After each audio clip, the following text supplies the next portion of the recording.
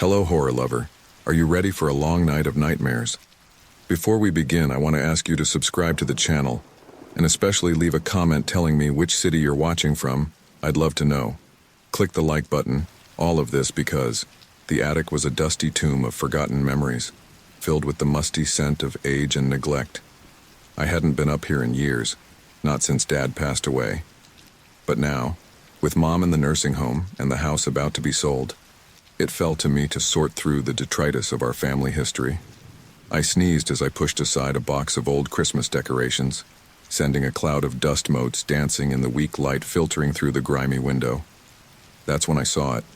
A battered old leather-bound album half hidden beneath a stack of yellowing newspapers. "Well, what do we have here?" I muttered, reaching for the album. As I pulled it free, a spider scuttled across its cover, disappearing into the shadows. I shuddered, never having been a fan of the eight-legged bastards. With a deep breath, I blew off a layer of dust and opened the album. The first page held a faded sepia photograph of my great-grandparents standing in front of the house. They looked stern and uncomfortable, as people often did in old photos. But something about the image made me pause. I squinted, leaning closer. There, in the background, barely visible in the shadowy porch, was a figure. It was blurry, indistinct, but undeniably there. "Huh," I said, frowning. "Must be a trick of the light." I turned the page. Another photo, this one of my grandparents as young adults, picnicking in the backyard. And there, half hidden behind a tree, was the same shadowy figure. A chill ran down my spine as I flipped through more pages. Photo after photo, year after year, the figure was there. Always in the background, always shadowy and indistinct, but unmistakably present. And something else. Something that made my blood run cold. With each successive photo, the figure seemed to be getting closer to my family members. My hands were shaking by the time I reached the last page. It was a photo taken at my 10th birthday party, not long before Dad got sick. There I was, grinning at the camera, blowing out the candles on my cake. And there, right behind me, close enough to touch, was the shadowy figure. "Jesus Christ," I whispered, slamming the album shut. I sat there for a long moment, heart pounding, trying to make sense of what I'd seen. It had to be a trick, right? Some quirk of photography, or maybe a practical joke. With trembling fingers, I pulled out my cell phone and dialed my sister, Sarah. "Hey, Jack," she answered on the third ring. "How's the attic archaeology going?" "Sarah," I said, my voice tight. "I need you to listen to me. I found something weird." "Weird how?" she asked, her tone shifting from cheerful to concerned. I took a deep breath and explained what I'd found, describing the shadowy figure in photo after photo. There was a long pause when I finished. Then Sarah sighed. "Jack, are you sure you're not just seeing things? You know how old photos can play tricks on the eyes." "I know what I saw, Sarah," I snapped, immediately regretting my tone. "Sorry, it's just, you need to see this for yourself. Can you come over?" "I can't, Jack. I'm swamped at work and the kids have soccer practice later." "Look, why don't you get some rest? You've been cooped up in that attic all day. We can talk about this tomorrow, okay?" I wanted to argue, to insist she come see for herself, but I knew it was pointless. "Yeah, okay," I said, deflated. "Tomorrow." After hanging up, I sat in the attic for a long time, staring at the closed album. Part of me wanted to open it again, to prove to myself that I hadn't imagined the whole thing. But a larger part, the part that still checked under the bed for monsters, couldn't bear to look. Finally, as the light outside began to fade, I made my way downstairs. The house seemed different now somehow. Larger, emptier, filled with shadows that hadn't been there before. Or maybe they had, and I just hadn't noticed. I fixed myself a stiff drink and tried to focus on the TV, but my mind kept wandering back to the album and its impossible contents. As the night wore on, I found myself jumping at every creak and groan of the old house settling. When I finally dragged myself to bed, exhaustion warring with unease, I couldn't shake the feeling of being watched. I tossed and turned, my dreams filled with shadowy figures that lurked just out of sight, always moving closer when I wasn't looking. I woke with a start in the dead of night, heart racing, sweat soaking my sheets. For a moment I couldn't remember where I was or what had woken me. Then it all came flooding back. The attic, the album, the shadowy figure. As my eyes adjusted to the darkness, I became aware of a presence in the room. Something was different, off somehow. I held my breath, straining my ears for any sound. There, in the corner of the room, something moved. A shadow, darker than the surrounding darkness, seemed to shift and grow. I reached for the bedside lamp with a trembling hand, my fingers fumbling for the switch. Just as I felt the cool metal beneath my fingertips, I felt it. A cold touch on my shoulder, light as a feather but unmistakable. I froze, my whole body rigid with terror. Slowly, fighting against every instinct screaming at me to run, I turned my head. For a split second I saw it. A face in the darkness, so close I could have reached out and touched it.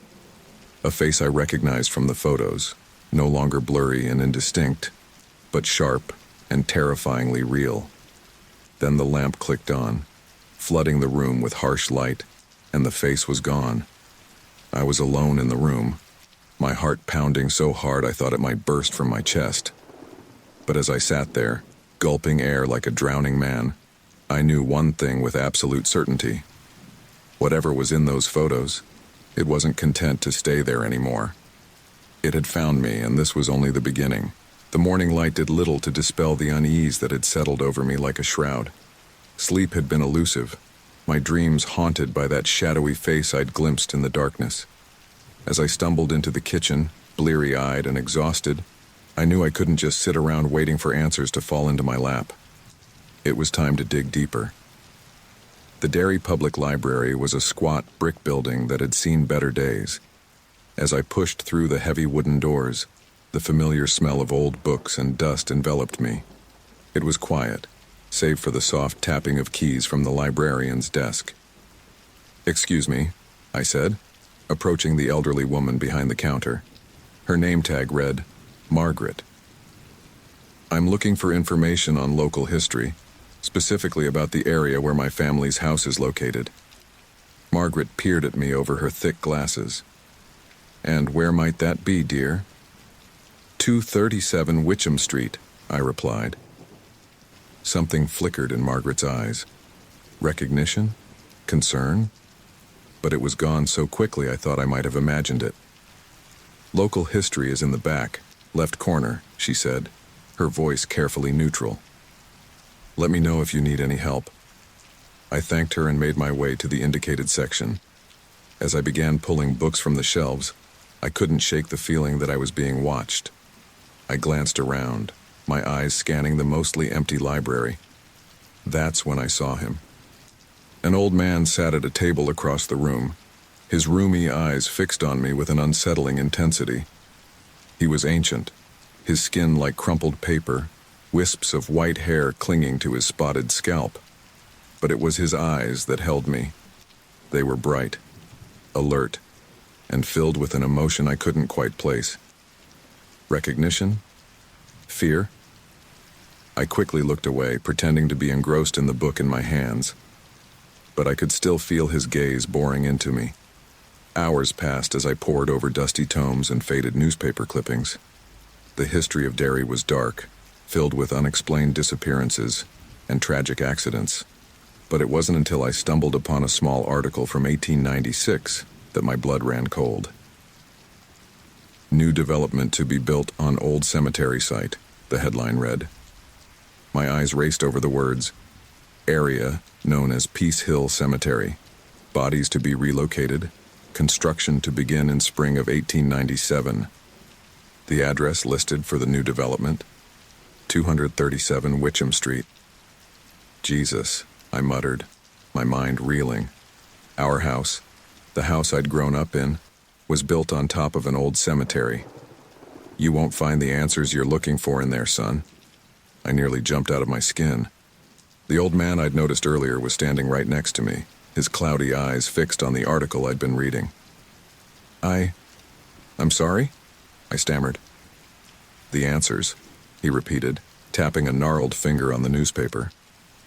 They're not in these old papers. Some things the town likes to forget. I stared at him, a chill running down my spine. What do you mean? Do you know something about my house? The old man's eyes darted around the library, as if checking to see if anyone was listening.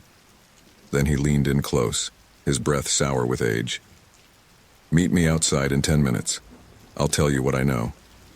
Before I could respond, he shuffled away, leaving me with more questions than answers. True to his word, the old man was waiting for me when I exited the library 10 minutes later. The sun was setting, casting long shadows across the street. Walk with me, he said, setting off down the sidewalk at a surprisingly brisk pace. As we walked, he began to speak in a low, urgent voice. Your house, 237 Witcham. It's not just built on an old cemetery. It's built on something older, something the Indians feared long before the white man came. What are you talking about? I asked, struggling to keep up with both his pace and his words. There's a reason they chose that site for a cemetery, he continued, ignoring my question.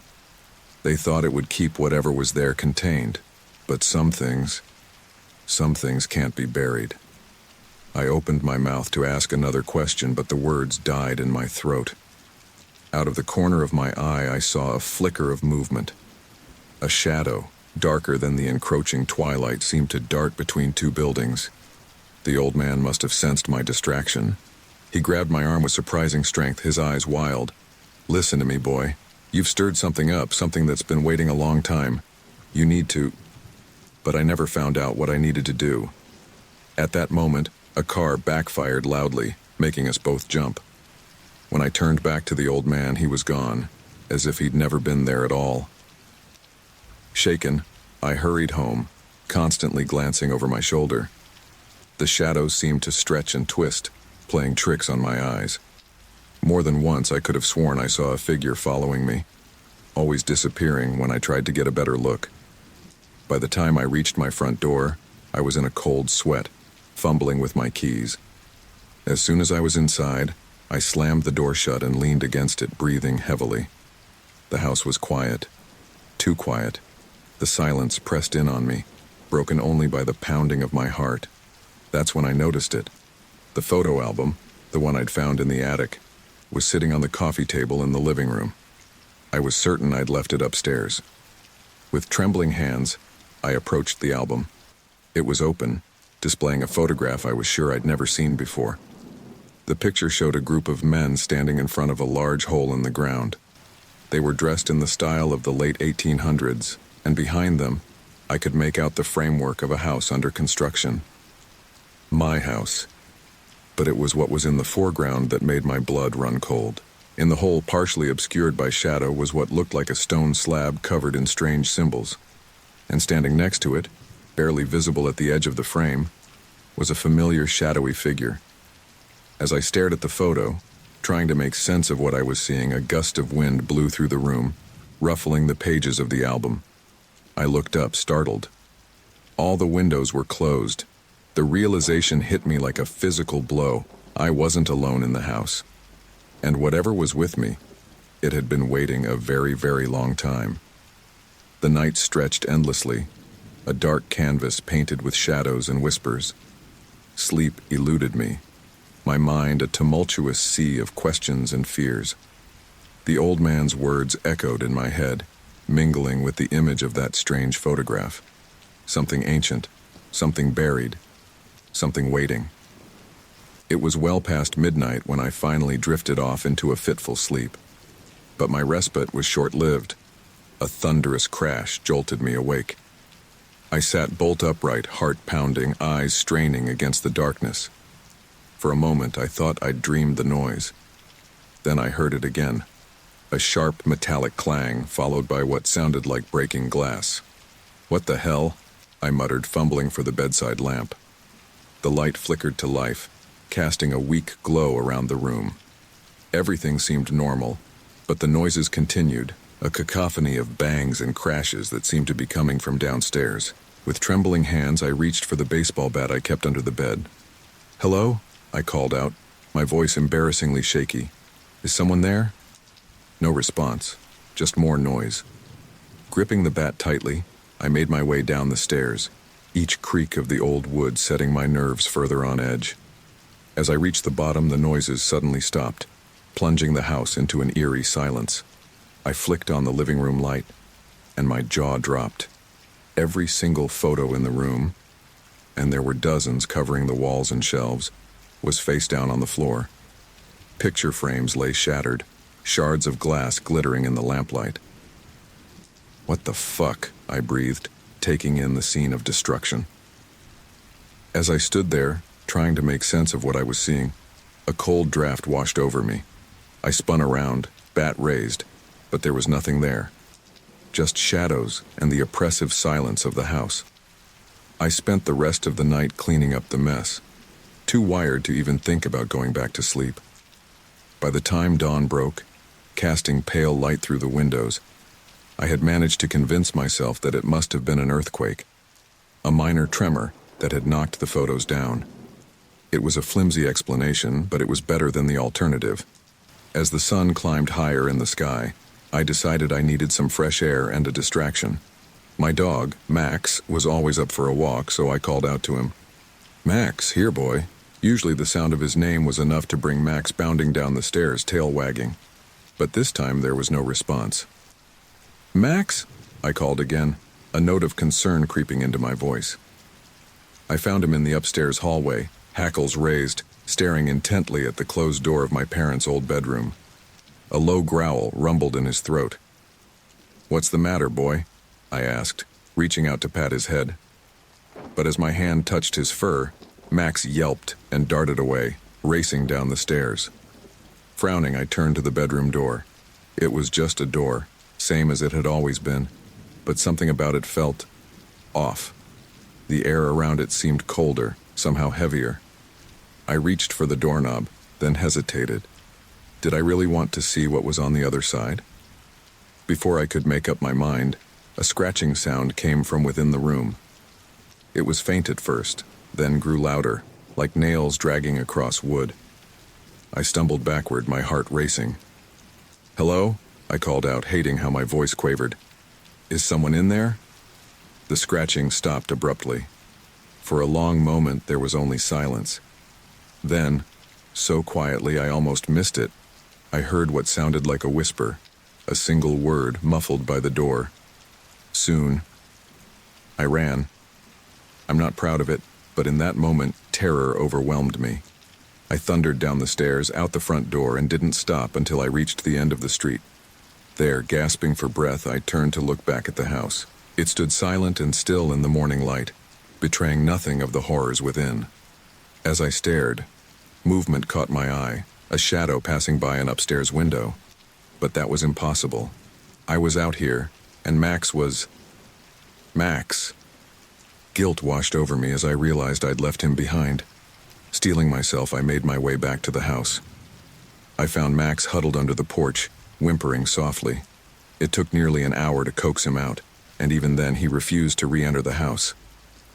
"It's okay, boy," I murmured, more to myself than to Max. "Everything's going to be okay." But as the day wore on, it became increasingly clear that things were far from okay. Max steadfastly refused to enter certain rooms, growling at empty corners and doorways. I found myself jumping at every creak and groan of the old house, my eyes constantly drawn to the shadows that seemed to flicker and move when I wasn't looking directly at them. By evening, I was a nervous wreck. I sat in the living room, surrounded by the photos I'd put back up, trying to lose myself in a book. But my attention kept wandering, my gaze drawn to the images of my family that adorned the walls. That's when I noticed it. In a photo of my parents' wedding, the shadowy figure I'd first noticed in the attic album was there, lurking in the background. But it wasn't where it had been before. It was closer now, standing just behind the wedding party. With shaking hands, I got up and moved to another photo, a picture of me and my sister at the beach. The figure was there too, no longer a vague shape in the distance, but a distinct silhouette at the water's edge. Photo after photo, the same pattern emerged. The figure was getting closer, more defined. In the most recent photos, it was alarmingly clear. A dark shape with what looked like glowing eyes, standing right behind my family members. "This isn't happening," I muttered, running my hands through my hair.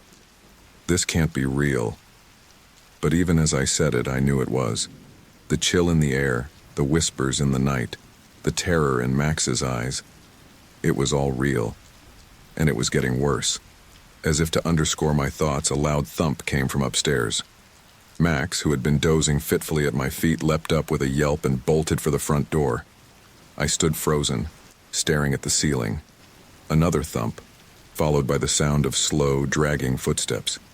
Something was up there, moving around. Something that shouldn't be there, couldn't be there.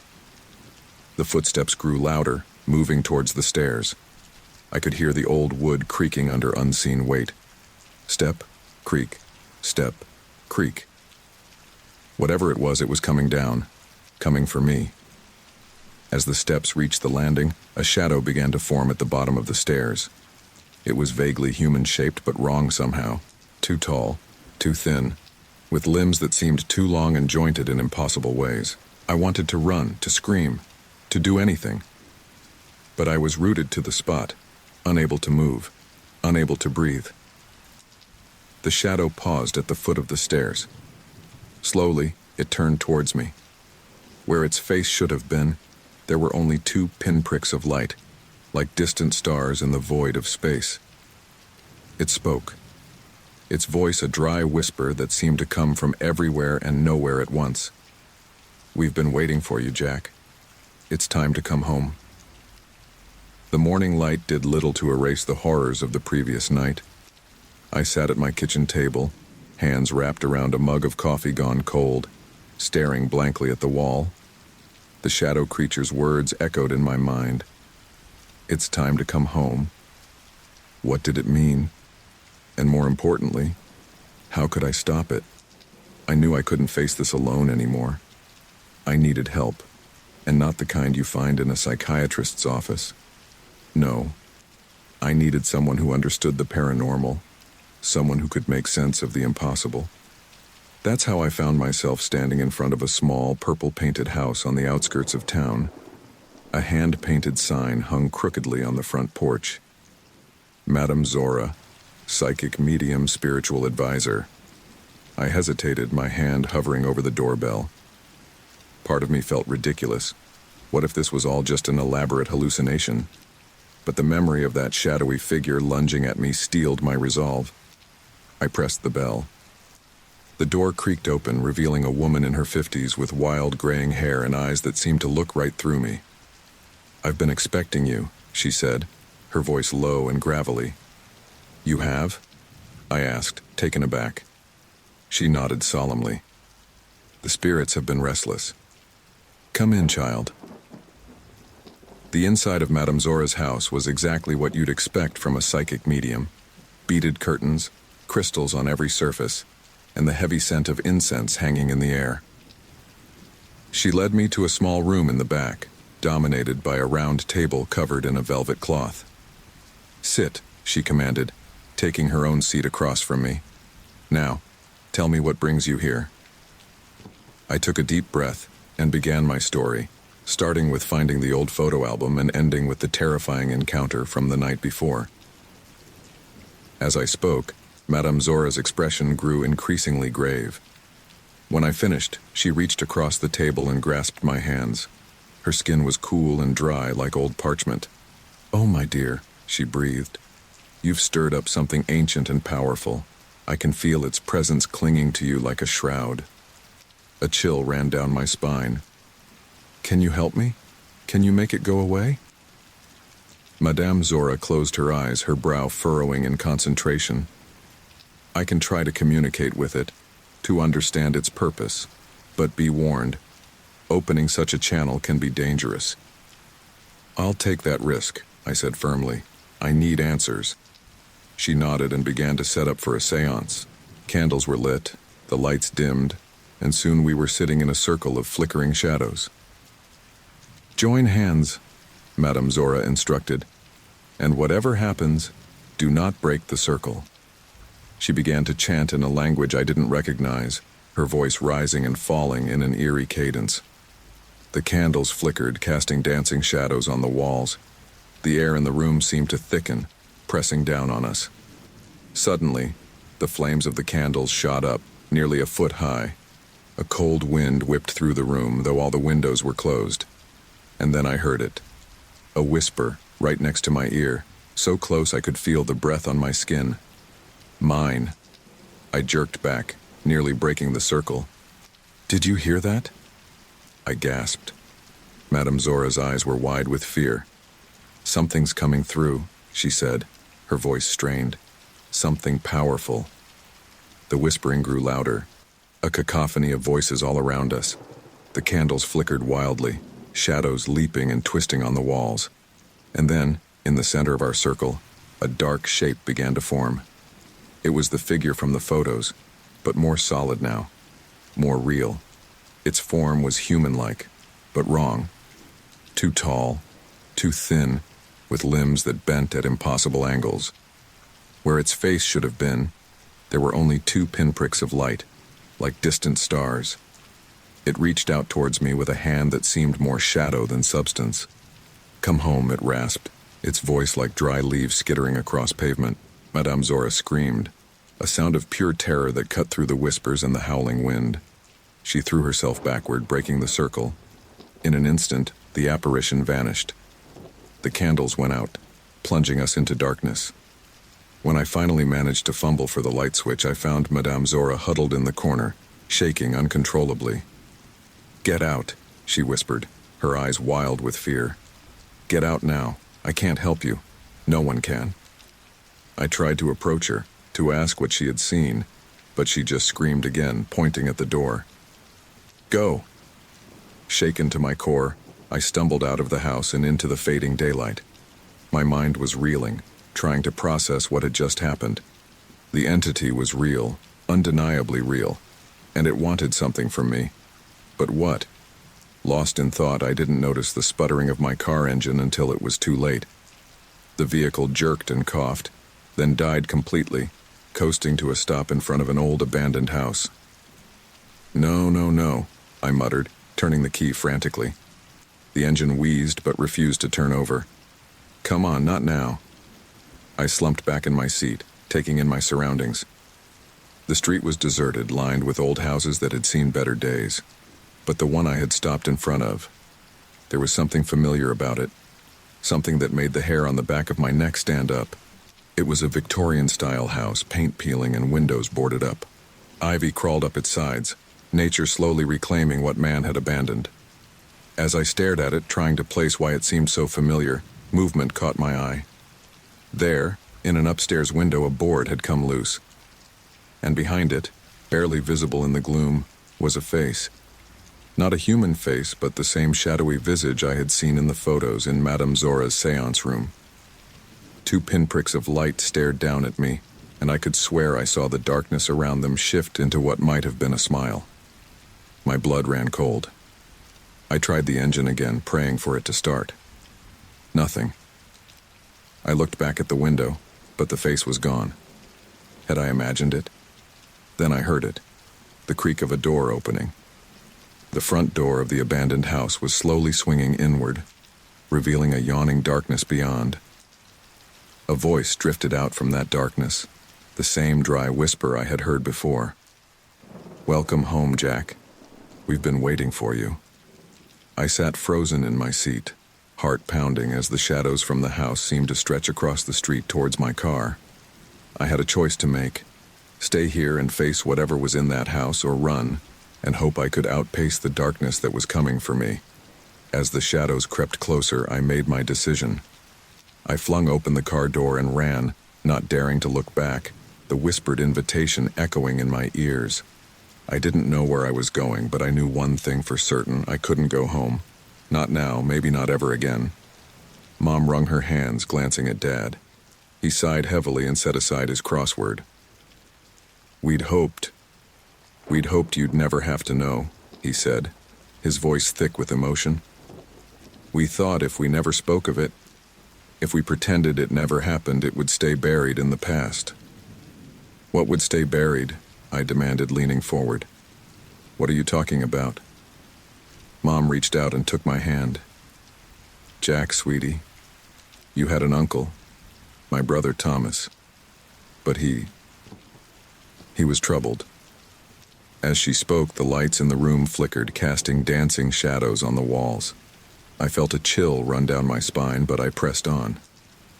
Troubled how? Dad cleared his throat. Thomas was different. From a young age, he was fascinated with the occult, with dark things. Your grandparents tried to help him, to guide him back to the light, but... He trailed off, shaking his head. But what? I urged, my heart pounding. Mom squeezed my hand tighter.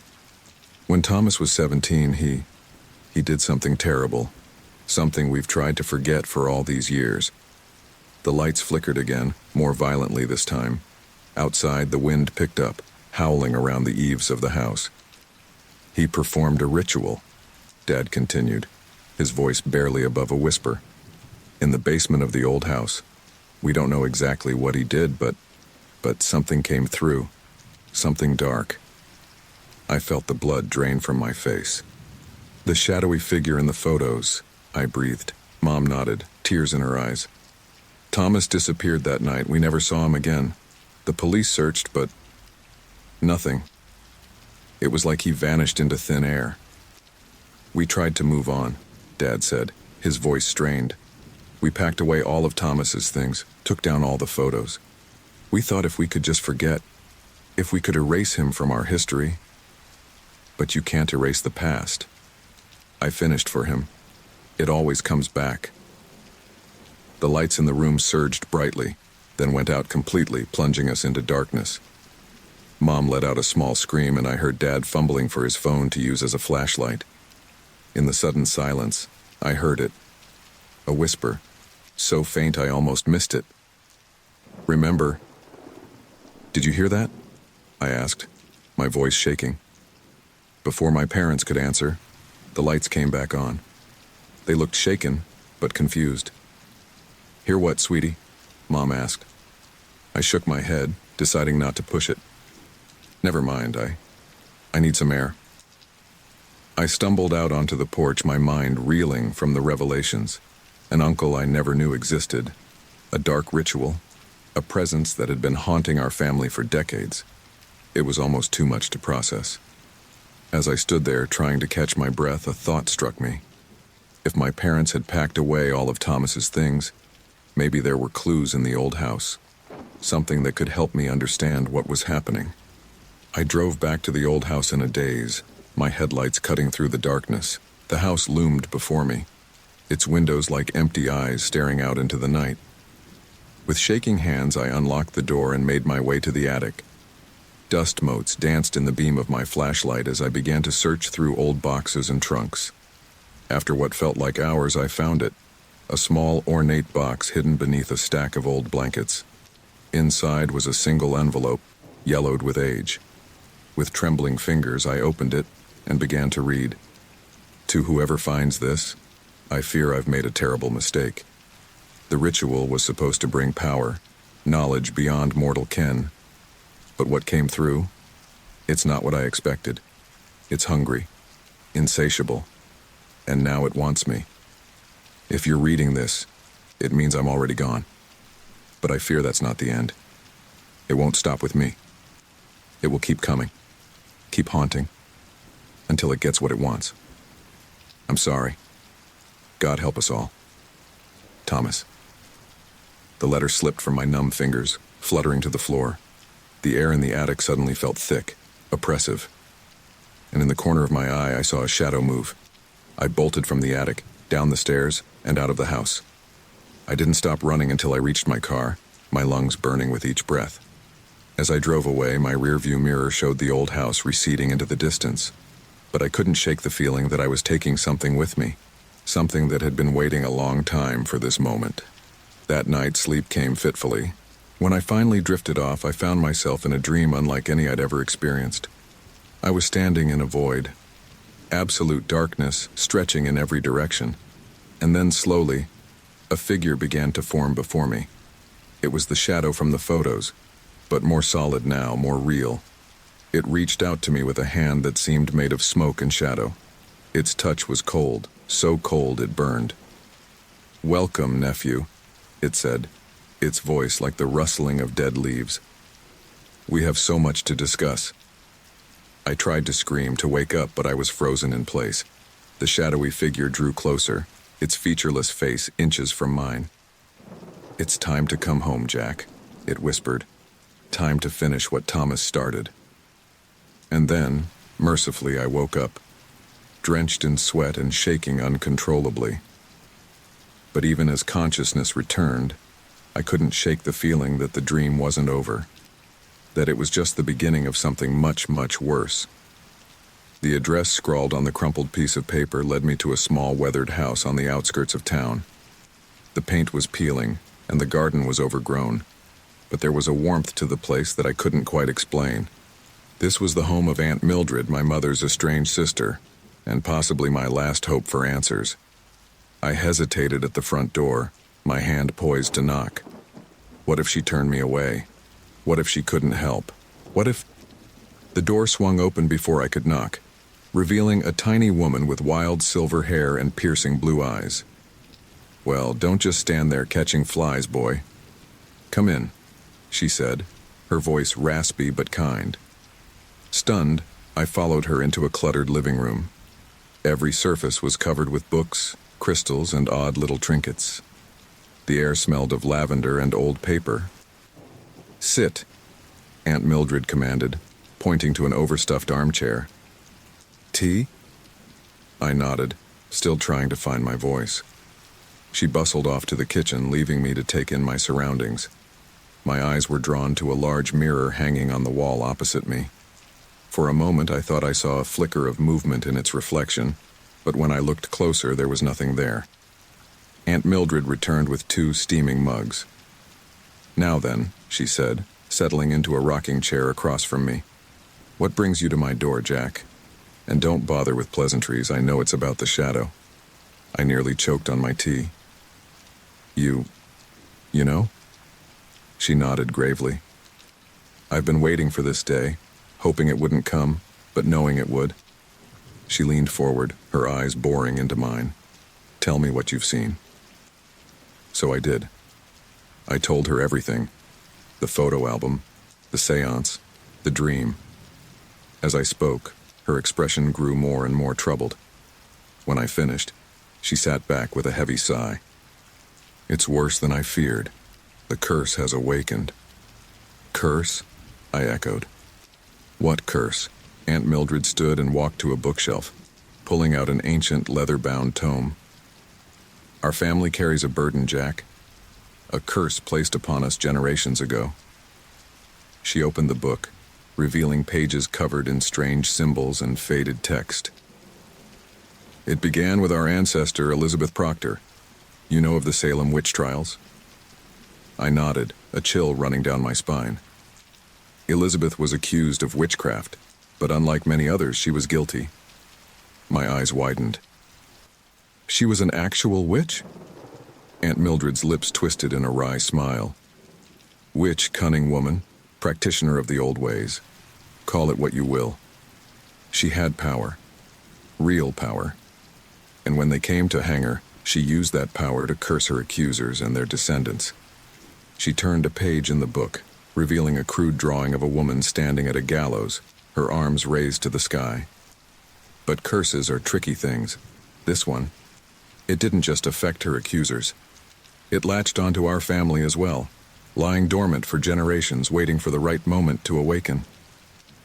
As she spoke, I felt the air in the room grow colder. The hairs on the back of my neck stood up, and I had the distinct feeling we were being watched.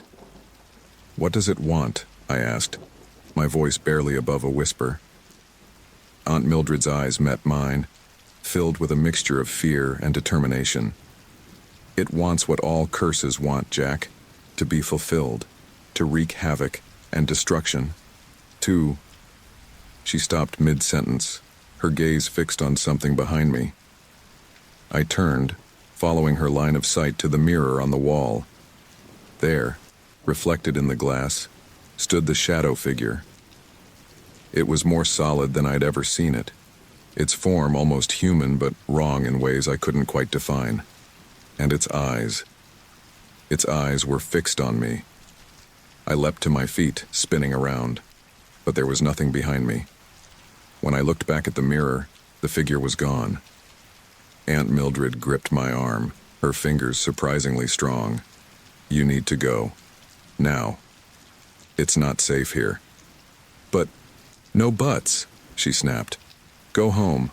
Look in the album again. You'll find what you need to know there." She practically shoved me out the door, pressing a small, cloth-wrapped object into my hand. "Take this. For protection. And Jack." Her eyes met mine one last time. "Be careful. It's stronger now. Closer." Before I could respond, she shut the door, leaving me standing alone on her porch, my head spinning with questions. The drive home was a blur. My mind raced with everything Aunt Mildred had told me. A family curse, a witch in our ancestry, and the shadow, growing stronger, closer. As I pulled into my driveway, I noticed the lights in my house were on. Had I left them on? I couldn't remember. With shaking hands, I unlocked the front door and stepped inside. Everything looked normal, but there was a heaviness to the air, a presence I couldn't shake. My feet carried me to the living room where the photo album lay on the coffee table. I was certain I had put it away, hidden it in the attic. But there it was, open to a page I had never seen before. With trembling fingers, I approached the album. The photo on the open page was old, sepia-toned, and faded. It showed a group of people standing in front of what looked like my family's old house, but in a much earlier stage of construction. And there, in the center of the group, was the shadow figure. But it wasn't a shadow anymore. It was a man with a face I recognized. "No," I whispered, stumbling backward. "It can't be." But it was. The face staring back at me from the photo was my own. My legs gave out and I collapsed onto the couch, my mind reeling. How was this possible? How could I be in a photo taken decades, maybe even a century before I was born? As I sat there, trying to make sense of what I was seeing, I felt a cold presence behind me. Slowly dreading what I might see, I turned around. The shadow figure stood there, more solid and real than ever before. And as I watched, frozen in terror, its features began to shift and change, morphing into a face I knew all too well. My own. It smiled, a twisted version of my own grin. "Hello, Jack," it said, its voice a distorted echo of mine. "It's time we had a talk." I wanted to run, to scream, to do anything, but I was rooted to the spot, unable to move, unable to look away from this impossible, terrifying version of myself. The shadow me reached out a hand, its fingers elongating into wispy tendrils of darkness. "Don't be afraid," it said, its voice a sinister whisper. "After all, I'm you, and you're me. We're family." As its hand drew closer, I felt a burning sensation in my pocket, the object Aunt Mildred had given me. With a desperate lunge, I pulled it out, tearing away the cloth wrapping. It was a small mirror, no bigger than my palm. As I held it up, the shadow me recoiled, hissing in pain or anger. "This isn't over," it snarled, its form already beginning to dissipate. "You can't run from who you are, Jack. You can't run from your destiny."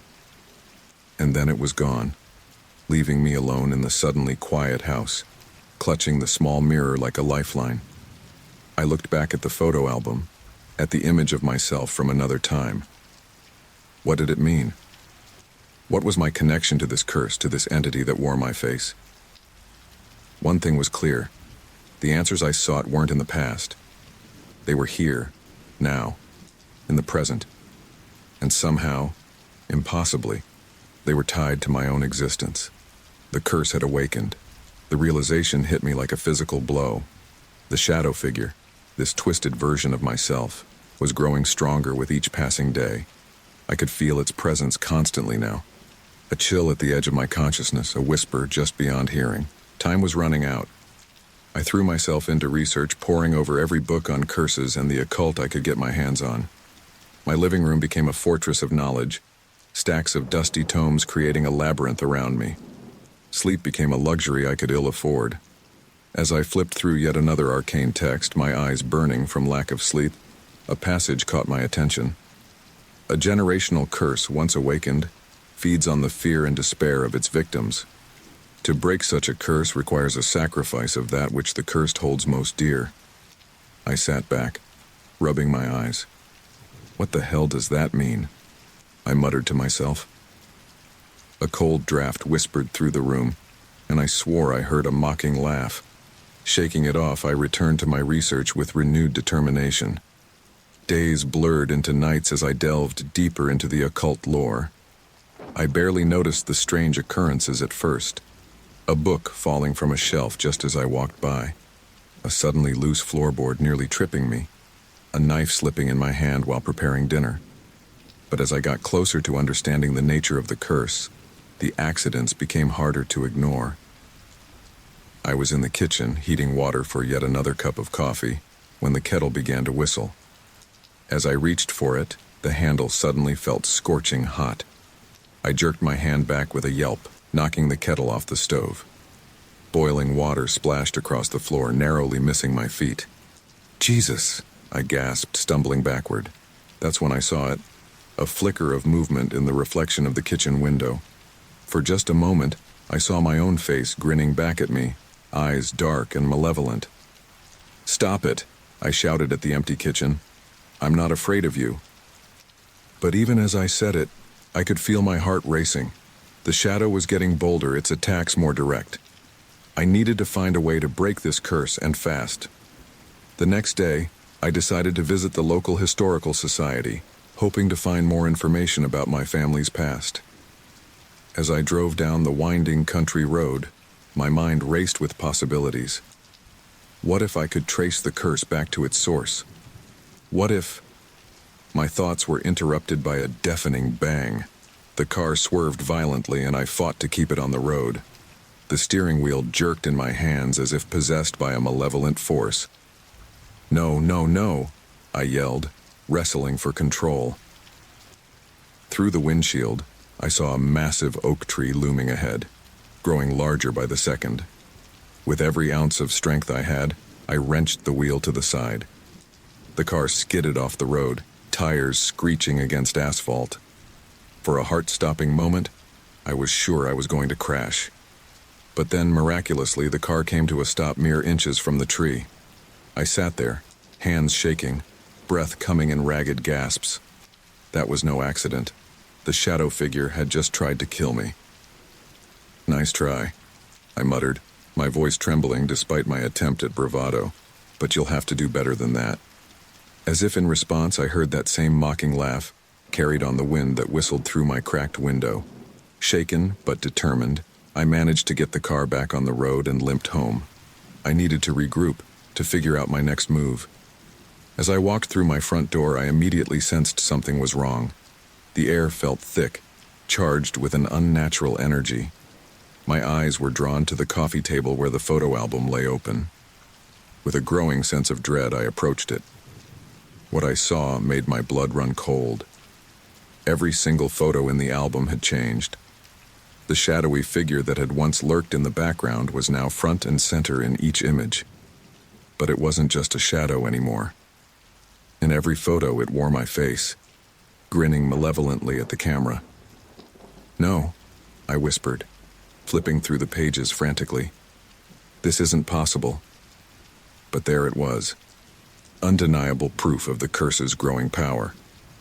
In a family portrait, it stood where I should have been, its arm around my mother's shoulders. In a photo from my high school graduation, it wore my cap and gown, accepting my diploma with a twisted smile. As I stared at the altered photos, I felt a presence behind me. I spun around to find myself face to face with the shadow version of me. "Enjoying the family album?" it asked, its voice a chilling echo of my own. I stumbled backward, nearly tripping over the coffee table. "What do you want from me?" I demanded, trying to keep the fear out of my voice. The shadow me tilted its head, a mockery of curiosity. Want? Oh, Jack. It's not about what I want. It's about what you're destined for. I don't believe in destiny, I spat. It laughed, a sound that sent shivers down my spine. Belief has nothing to do with it. You can't escape who you are, what you're meant to become. I shook my head vehemently. No. I'll find a way to break this curse. I'll stop you. The shadow's grin widened, revealing teeth that seemed too sharp, too numerous. Break the curse?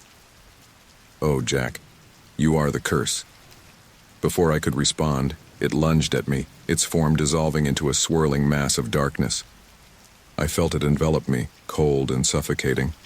For a moment I couldn't breathe, couldn't think. Then, as suddenly as it had appeared, it was gone. I found myself alone in the room, gasping for air, my heart pounding in my chest. But I wasn't truly alone. I could feel the shadow's presence more strongly than ever, as if it had left a piece of itself inside me. I staggered to the bathroom, needing to splash some water on my face. As I looked in the mirror, I froze. For just a second, I swore I saw my reflection grin at me with those two sharp teeth. I blinked, and my normal reflection stared back at me, pale and terrified. Pull yourself together, I muttered, gripping the edges of the sink. You can beat this. You have to. But even as I said it, doubt gnawed at me. The shadow's words echoed in my mind. You are the curse. What did that mean? How could I be the very thing I was fighting against? I returned to the living room, staring at the altered photos in the album. Each image of the shadow wearing my face seemed to mock me, to challenge me. A sacrifice of that which the cursed holds most dear, I murmured, remembering the passage from the book. What did I hold most dear? My family? My sense of self? My very existence? A chill ran down my spine as a terrible thought occurred to me. What if breaking the curse meant sacrificing myself? I shook my head, trying to dispel the thought. There had to be another way. I couldn't give up, couldn't let this thing win. With renewed determination, I returned to my books. I would find a way to break this curse, to separate myself from this shadow entity. I had to. Because if I didn't, I feared I might become the very thing I was fighting against. And that was a fate worse than death. As I settled in for another long night of research, I couldn't shake the feeling that I was racing against time. With each passing moment, the shadow grew stronger, and I grew weaker. The final confrontation was coming, and I had to be ready. As the sun dipped below the horizon, casting long shadows across my living room, I steeled myself for what was to come. The ritual to banish the entity, to banish this twisted version of myself, was my last hope. I had spent days gathering the unusual ingredients: graveyard dirt, blessed salt, herbs with names I could barely pronounce, and a silver mirror that had cost me more than I cared to admit. My hands shook as I arranged everything in a circle on the floor. The house seemed to hold its breath, an unnatural stillness settling over everything. As I lit the black candles surrounding the ritual space, I could have sworn I heard whispers coming from the walls. It's just your imagination, I muttered to myself, trying to steady my nerves. But even as I said it, a floorboard creaked behind me, making me jump. I took a deep breath, centering myself. Focus, Jack, I said aloud. You can do this. As I began to recite the ancient words I had memorized, my voice sounded strange to my own ears, as if it was coming from far away. The candles flickered, casting dancing shadows on the walls. By earth and air, by fire and sea, I cast this shadow far from me. By light of moon and strength of sun, let this dark presence be undone. As I spoke, I felt the air in the room grow heavy, charged with an otherworldly energy. The whispers in the walls grew louder, more insistent. I tried to block them out, focusing on the ritual. Blood of my blood, bone of my bone. Leave this vessel, find your own. By the power of 3 times 3, as I will, so mote it be. Suddenly, A violent wind whipped through the house. Books flew off shelves, papers scattered across the floor. The candles guttered and went out, plunging the room into darkness. My heart raced as I fumbled for the matches. No, no, no, I muttered. This can't be happening. In the pitch black, I heard a familiar chuckle. Oh, but it is happening, Jack, my own voice said, but twisted, darker. Did you really think a few pretty words could get rid of me? I felt a cold hand grasp my shoulder, its touch sending icy tendrils through my body. I tried to move, to run, but I was frozen in place. What do you want? I managed to stammer. The shadow version of me leaned in close, its breath cold against my ear.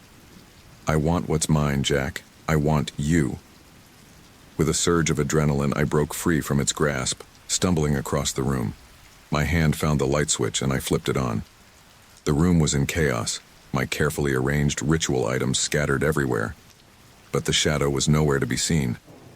Show yourself, I shouted, my voice cracking. Face me, damn you. Oh, Jack. The voice came from everywhere and nowhere at once. I'm always facing you. Every time you look in a mirror, every time you see your reflection, I'm there. I'm you. I spun around, trying to locate the source of the voice. You're not me, I insisted. You're something that's latched onto my family. But I'll find a way to get rid of you.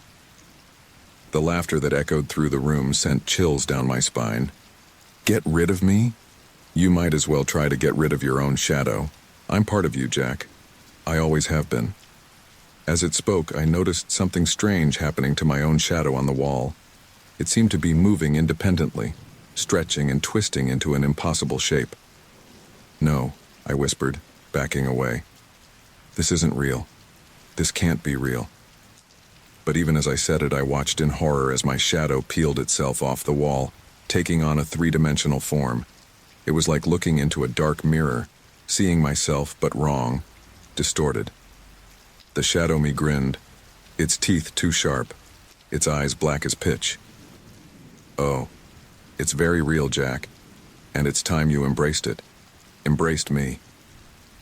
I scrambled for something, anything, to use as a weapon. My hand closed around the silver mirror I had bought for the ritual. Without thinking, I held it up between us. The shadow me hissed, recoiling from its reflection. For a moment, I saw fear in those dark eyes. You can't run from this forever, it snarled. You can't hide from what you are. Watch me, I growled, advancing with the mirror held high. The shadow retreated, its form becoming less solid, more smoke-like. With a final, bone-chilling laugh, it dissipated, seeming to sink into the floor. I stood there, breathing hard. The mirror clutched to my chest like a shield. The house was quiet once more, but I knew it wasn't over. The ritual had failed, but it had shown me something important. The entity could be hurt, could be frightened. As I looked around at the destroyed room, my mind raced. The mirror had power over the shadow. But why? What was the connection? I walked to the bathroom, staring at my reflection in the mirror above the sink.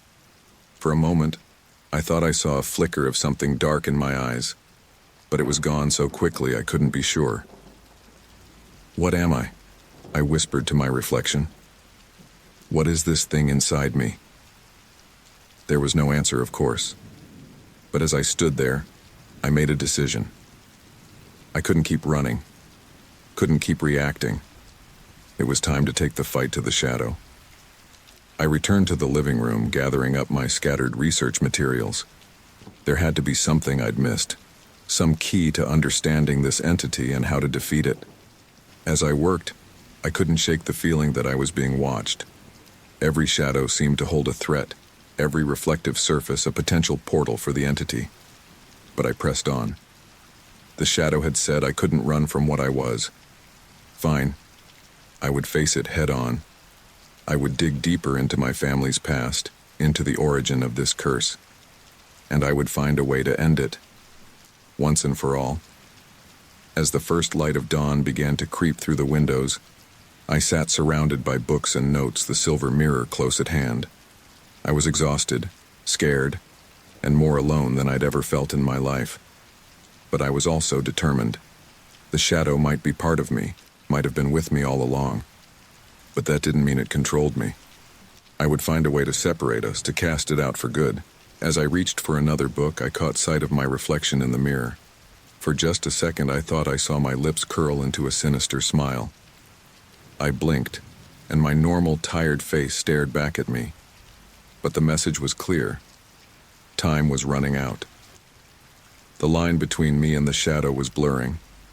I had to find answers, and fast. Before it was too late. Before I lost myself completely to the darkness that lurked within. The air in the room grew thick and oppressive, making it difficult to breathe. I turned slowly, a sense of dread washing over me, and found myself face to face with the entity from the photos. It was like looking into a twisted mirror, my own features but distorted, darker, with eyes that seemed to contain endless depths of shadow. "Hello, Jack," it said, its voice an unsettling echo of my own. "I've been waiting a long time for this moment." I stumbled backward, my heart pounding in my chest. "What are you? What do you want from me?" The entity's lips curled into a cruel smile. "What am I? I'm you, Jack. Or rather, I'm what you could be. What you're meant to be." I shook my head vehemently. "No, you're lying. You're some kind of demon, a curse." "A curse?" it interrupted, laughing. The sound sent chills down my spine. "Oh, Jack, you don't understand at all, do you? It's time you learned the truth about your family history." The entity began to pace, its movements fluid and unnatural. "You see, Jack, our family has always been special. We've had a gift, passed down through generations. A gift of power, of sight beyond the veil." I frowned, trying to process this information. "What are you talking about?" "Magic, Jack. Real, raw power. But with great power comes great fear. Our ancestors were hunted, persecuted. And so they hid. They buried their power deep inside, passing it off as nothing more than family superstition and old wives' tales." The entity's eyes locked onto mine, and I felt a jolt of recognition. But the power couldn't stay buried forever. It needed a vessel, someone strong enough to contain it, to wield it. "Me," I whispered, the realization dawning. The entity nodded, a look of satisfaction on its face. You are the culmination of generations of dormant power, Jack. You are the key to unlocking our family's true potential." I shook my head, trying to deny what I was hearing. "No, that's impossible. I'm just me. I'm not special, I'm not magical."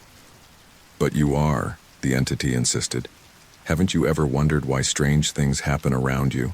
Why you've always felt different?" Memories flashed through my mind, unexplained occurrences, moments of intuition that seemed too accurate to be mere coincidence. I had always dismissed them, but now... "The curse," I said slowly. "It's not really a curse, is it?" The entity's smile widened. "Now you're beginning to understand. It's a gift, Jack, a birthright, but accessing it comes at a cost." I felt a chill run down my spine. "What kind of cost?" The entity's eyes seemed to glow with an inner fire. "To fully embrace your power, you must let go of who you think you are. You must merge with me, become one with the shadow self you've been running from all this time." I took a step back, my mind reeling. "And if I refuse?" The entity's expression hardened. "Then the power will consume you, bit by bit, until there's nothing left of Jack. You've already seen it happening. The accidents, the hallucinations, the loss of control. It will only get worse." I felt trapped, cornered by an impossible choice. "So either way, I cease to exist? Either I give in to you, or I'm slowly destroyed?" The entity shook its head. "Not destroyed, Jack. Transformed. Evolution is never painless, but the result... oh, the result is glorious." As I stood there, grappling with this revelation, I noticed something strange happening to the walls. At first I thought it was a trick of the light, but as I looked closer I realized with horror that the walls were beginning to bleed. Dark, viscous liquid oozed from the cracks, pooling on the floor.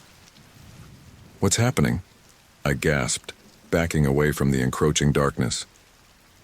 The entity seemed unfazed by the nightmarish scene. "The veil is thinning, Jack. The longer you resist, the more unstable things become. Your indecision is tearing reality apart." I watched in horror as the blood-like substance began to creep across the floor towards me. "This isn't real," I muttered, trying to convince myself. "This can't be real." "Oh, it's very real," the entity said, its voice filled with a terrible excitement. "This is the power you're capable of, Jack. The ability to bend reality itself to your will. But you need to embrace it, control it. Otherwise, it will control you." I closed my eyes, trying to block out the impossible scene before me. When I opened them again, the entity was standing right in front of me, its face inches from my own. "Time is running out, Jack," it said, its voice barely above a whisper. "You need to make a choice. Embrace your true self, or be consumed by it." I stared into its eyes, my eyes but not, and saw the weight of generations, the accumulation of power and secrets. Could I really be capable of such things? And if I was, did I want that responsibility? "What happens if I say yes?" I asked, my voice trembling. "What do I become?" The entity's smile was both terrifying and alluring. "Everything you were meant to be, Jack.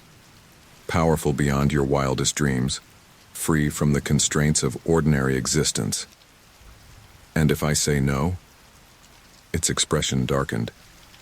"Then you fight a losing battle against your own nature until it destroys you and everyone you love." The blood from the walls had reached my feet now, warm and sticky. I could feel it seeping into my shoes, a visceral reminder of the stakes at hand. "This isn't fair," I said, anger and fear warring inside me. "I never asked for this." "Fair?" The entity laughed. "Life isn't fair, Jack. Power isn't fair, but it's yours whether you want it or not. The only question is whether you'll control it or let it control you." I looked around the room at the impossible scene of horror surrounding me. Was this really what I was capable of? And if it was, could I trust myself with such power?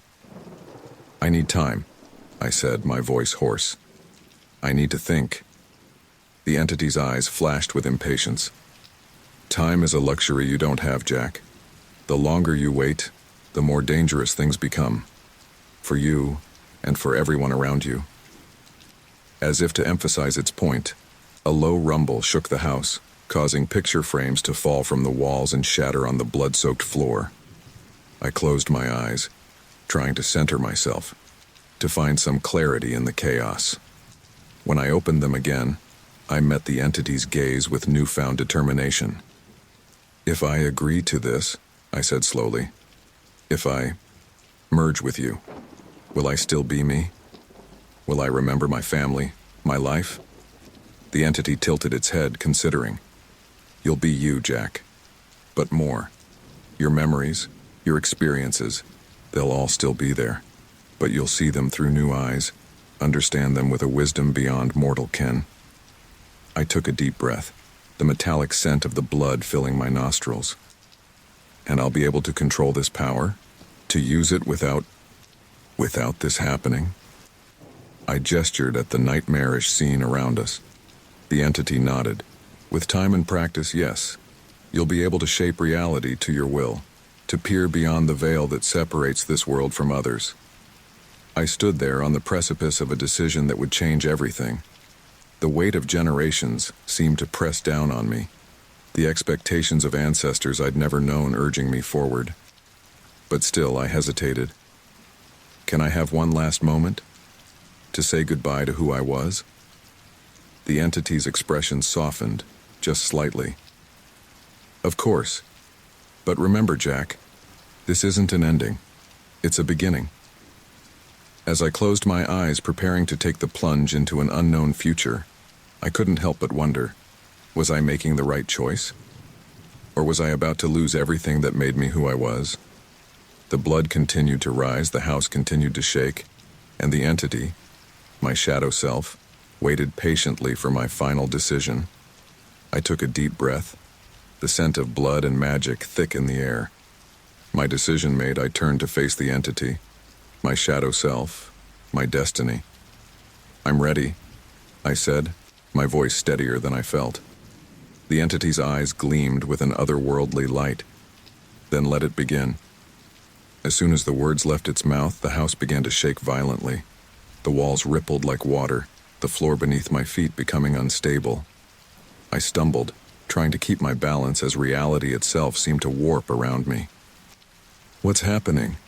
I shouted over the deafening roar that filled the air.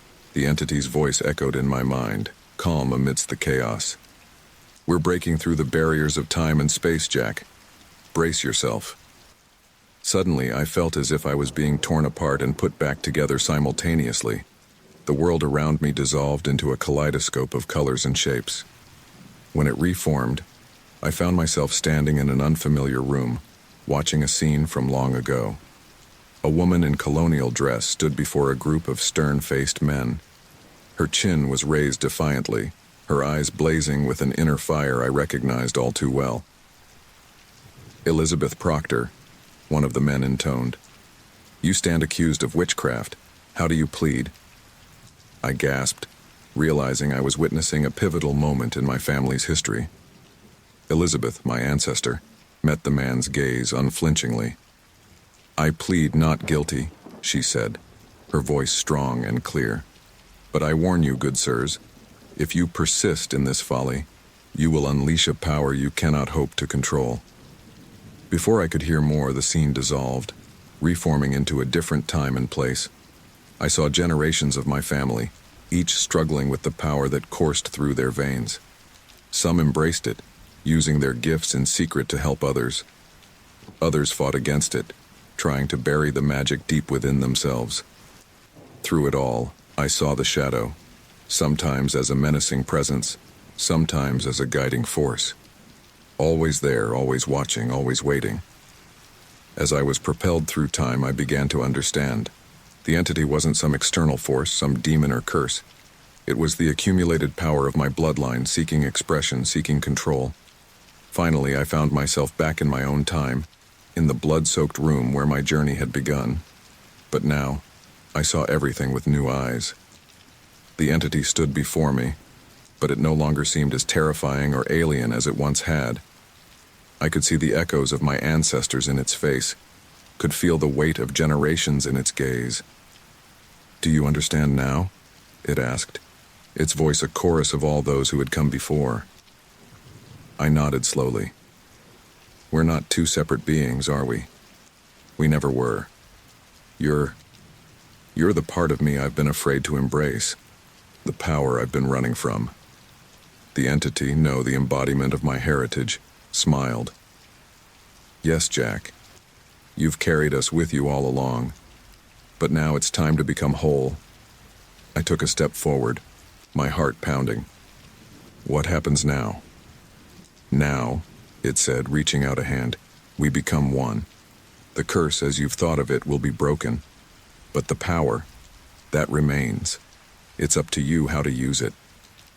I hesitated for just a moment, thinking of the life I'd known, the person I'd been. Then with a deep breath, I reached out and took its hand. The moment our fingers touched, the world exploded into light and sensation. I felt as if I was being unmade and remade, my very essence merging with the power that had haunted my family for generations. Memories that weren't my own flooded my mind. Elizabeth facing her accusers, generations of my family struggling with their gifts, moments of triumph and tragedy played out across centuries. And through it all, the constant presence of the shadow, of the power waiting to be claimed. When the light faded and the sensation subsided, I found myself alone in the room. The blood was gone from the walls, the house still and quiet. But I was forever changed. I could feel the power thrumming through my veins, could sense the veil between worlds as if it were a tangible thing. Knowledge and abilities I'd never dreamed of were now at my fingertips. But with this newfound power came a crushing weight of responsibility. I understood now why my ancestors had hidden their gifts, why they had been so afraid of what they could do. I walked to a mirror, half afraid of what I might see. My reflection looked the same, and yet there was something different in my eyes, a depth, a knowledge that hadn't been there before. "Well," I said to my reflection, my voice sounding strange to my own ears. "What now?" As if in answer, I felt a tugging sensation, a call from beyond the veil. There were others out there, I realized. Other families with gifts like mine, other powers hiding in the shadows of the world. And there were threats, too. Dark forces that would seek to use or destroy people like me. I closed my eyes, feeling the weight of my newfound destiny settling on my shoulders. The curse was broken, yes, but my journey was far from over. When I opened my eyes again, I saw the shadow of my former self reflected in the mirror, not as a separate entity, but as an integral part of who I now was. "We have work to do," I said to my reflection. And with that, I turned away from the mirror, ready to face whatever challenges lay ahead. The house that had once seemed so oppressive now felt like a sanctuary, a place where I could learn to control and understand my newfound abilities. As I walked through the rooms, I could sense the echoes of my family's history. But now, instead of fear, I felt a deep connection to those who had come before me. Their struggles, their triumphs, their secrets, all of it was now a part of me. I made my way to the attic, where this all had begun. The photo album still lay open on the dusty floor, but as I picked it up, I gasped. The photos had changed once again. The shadowy figure was gone. Instead, I saw myself, not as I had been, but as I now was. In each photo, my image stood proud and strong, eyes gleaming with the knowledge of generations.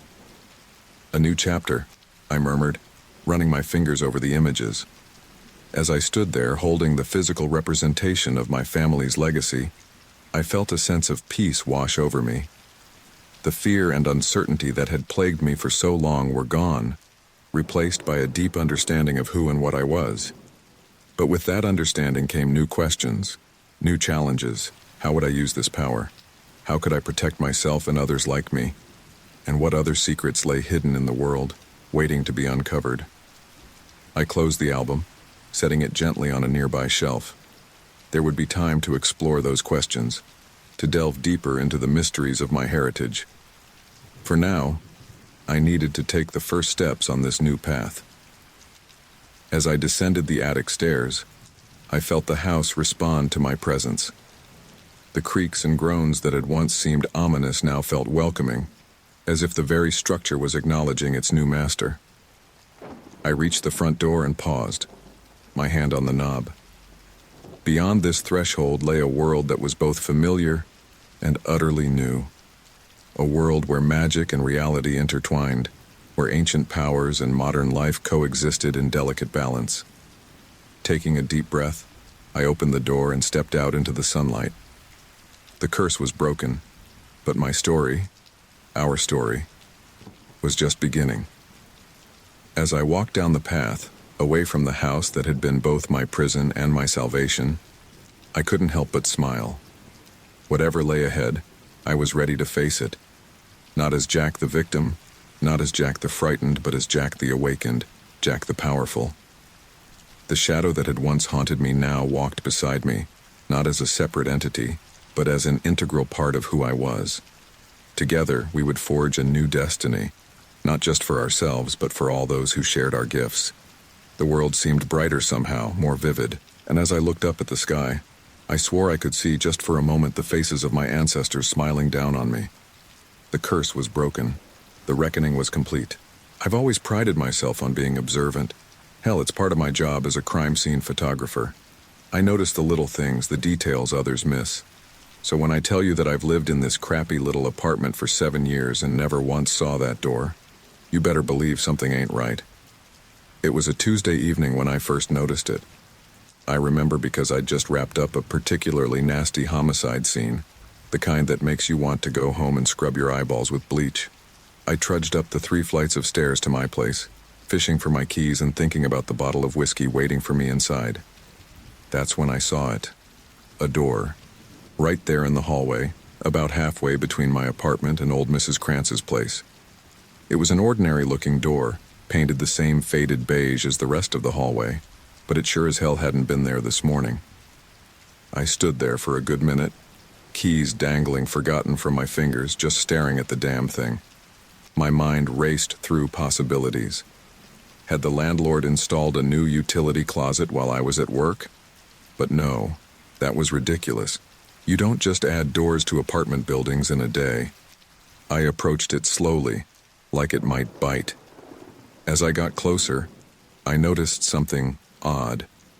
A faint light was seeping out from under the door, pulsing gently like a heartbeat. "What the hell?" I muttered, reaching out to touch the doorknob. It was warm. Not hot, but noticeably warmer than it should be. I don't know what possessed me to turn that knob. Curiosity? Stupidity? Maybe a little of both. But turn it I did, and the door swung open with a soft creak. The room beyond shouldn't have existed.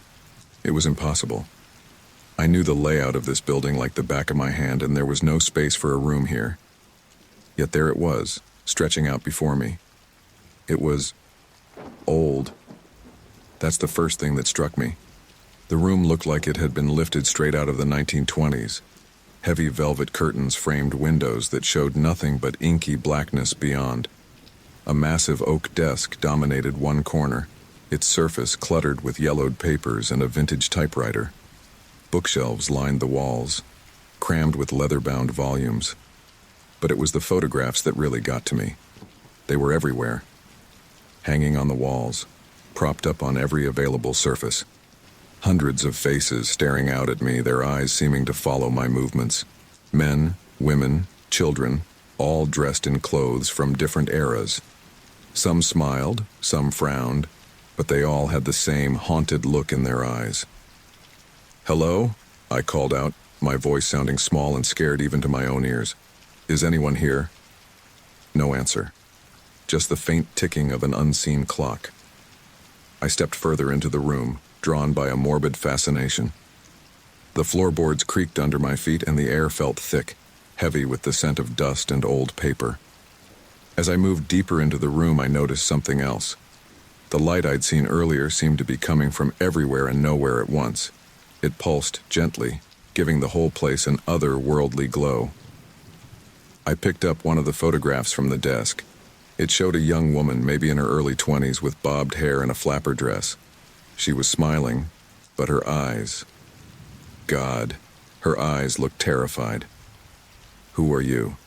I whispered, running my finger along the edge of the frame. That's when I heard it. A whisper, so faint I thought I might have imagined it. "Help us." I dropped the photo, my heart pounding. "Who's there?" I called out, spinning around. But the room was empty. Just me and those damn photographs. I'd had enough. This was too weird. Too impossible. I turned to leave, eager to get back to my normal, boring apartment and that bottle of whiskey. But the door was gone. Where it had been was just more wall, more bookshelves, more photographs. I ran my hands over the wallpaper, searching for a seam, a crack, anything. No, I muttered, panic rising in my throat. This isn't happening. This can't be happening. I spun around, searching desperately for another way out, but there was nothing. Just this impossible room with its impossible contents. "Help!" I shouted, pounding on the walls. "Can anyone hear me? Help!" My voice echoed back at me, mocking. The faces in the photographs seemed to leer, enjoying my distress. I sank to the floor, my back against the wall where the door should have been. This couldn't be real. I must be dreaming. Or maybe I'd inhaled something at that crime scene. Yeah, that had to be it. I'd wake up soon in a hospital bed, and the doctors would tell me I'd had a bad reaction to some chemical. But as the hours ticked by, marked by that unseen clock, the truth began to sink in. This was real. Somehow, impossibly, this was real. I was trapped in a room that shouldn't exist, surrounded by faces that watched my every move. And as the strange, pulsing light began to dim, plunging the room into shadows, I couldn't shake the feeling that those faces were waiting for something, waiting for the right moment to reveal themselves. As darkness fell, I huddled in a corner, my eyes darting from photograph to photograph. And in the silence, broken only by the ticking of that damn clock, I heard it again. That whisper, clearer now. Welcome. As the initial shock of my impossible situation began to wear off, a gnawing curiosity took its place. I pushed myself up from the floor, my joints creaking in protest after hours of huddling in fear.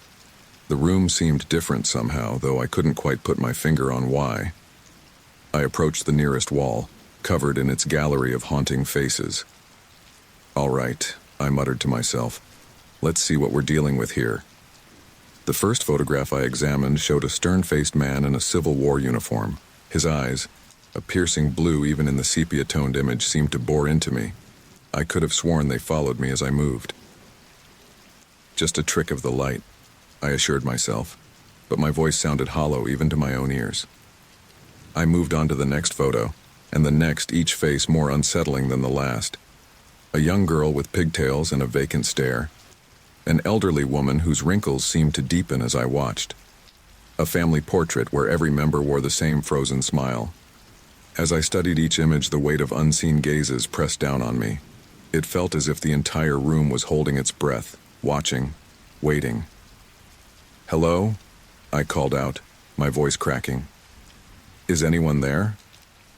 A whisper answered me, so faint I almost missed it. "Help us."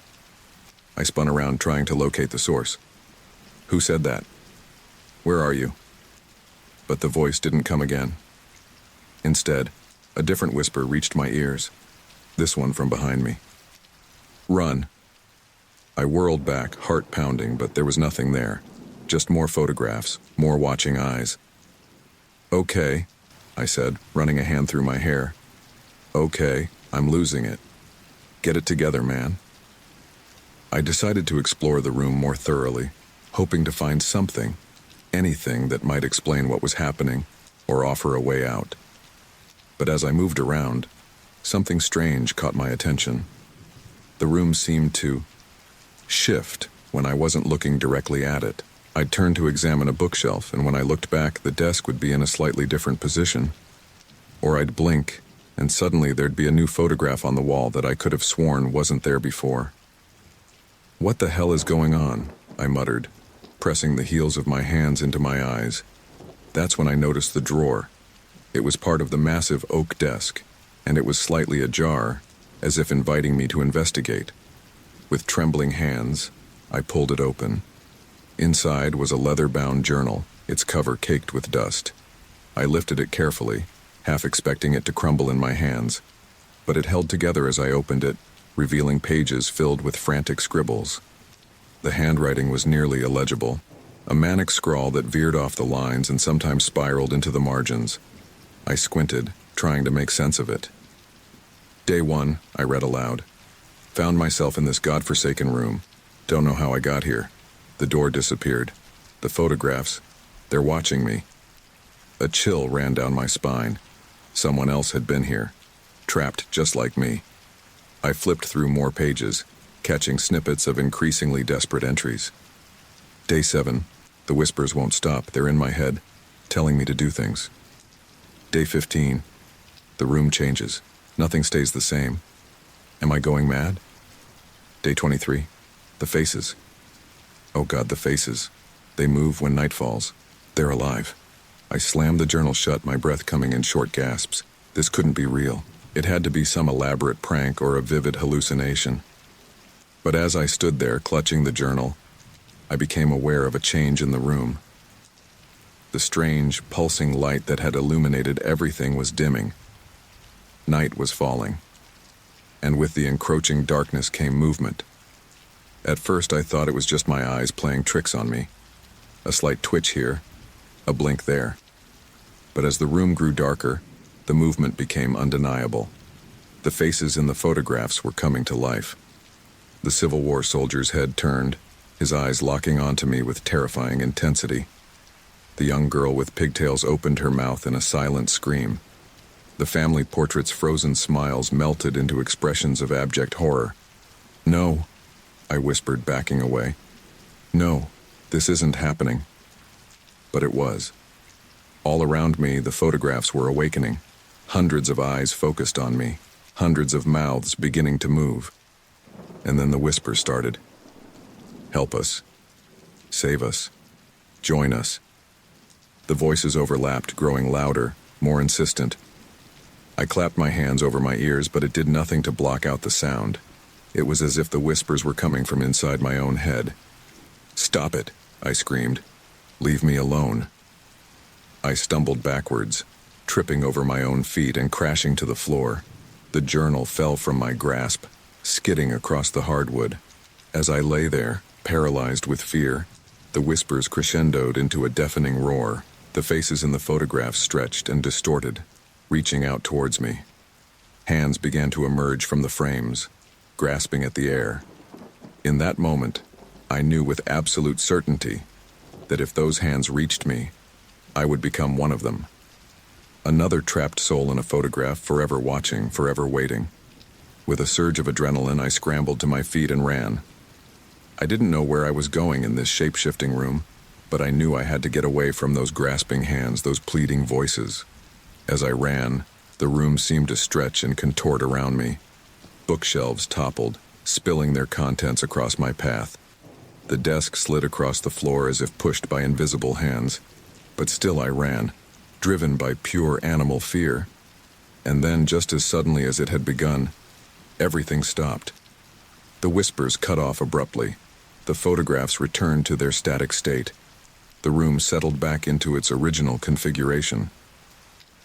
I found myself back where I had started, by the wall where the door had once been.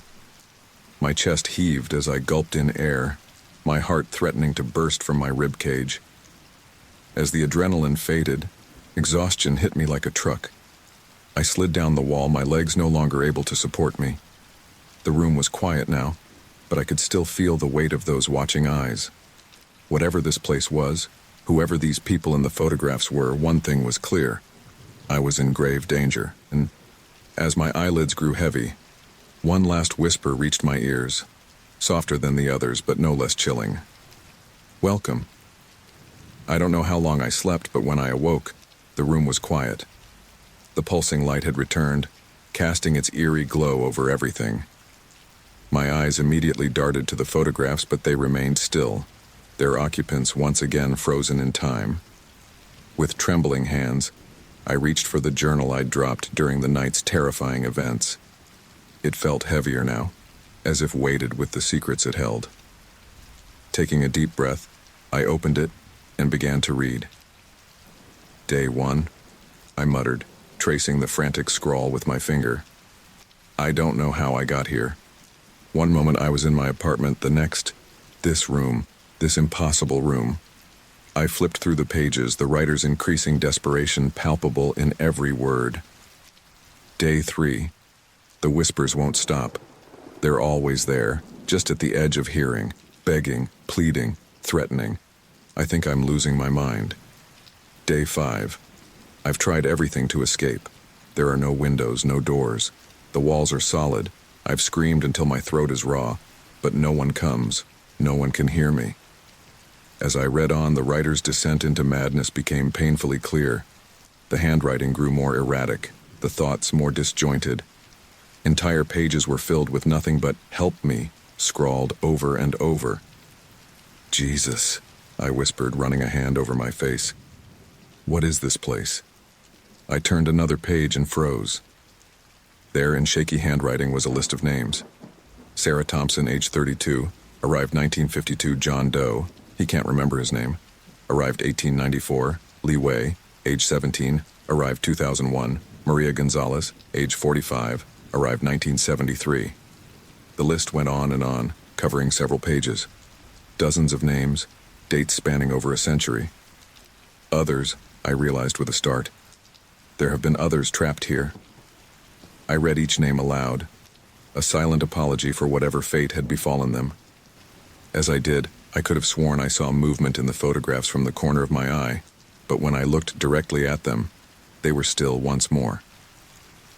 Turning back to the journal, I continued reading. The writer had begun documenting their interactions with the other prisoners, though it wasn't clear if these were real conversations or hallucinations.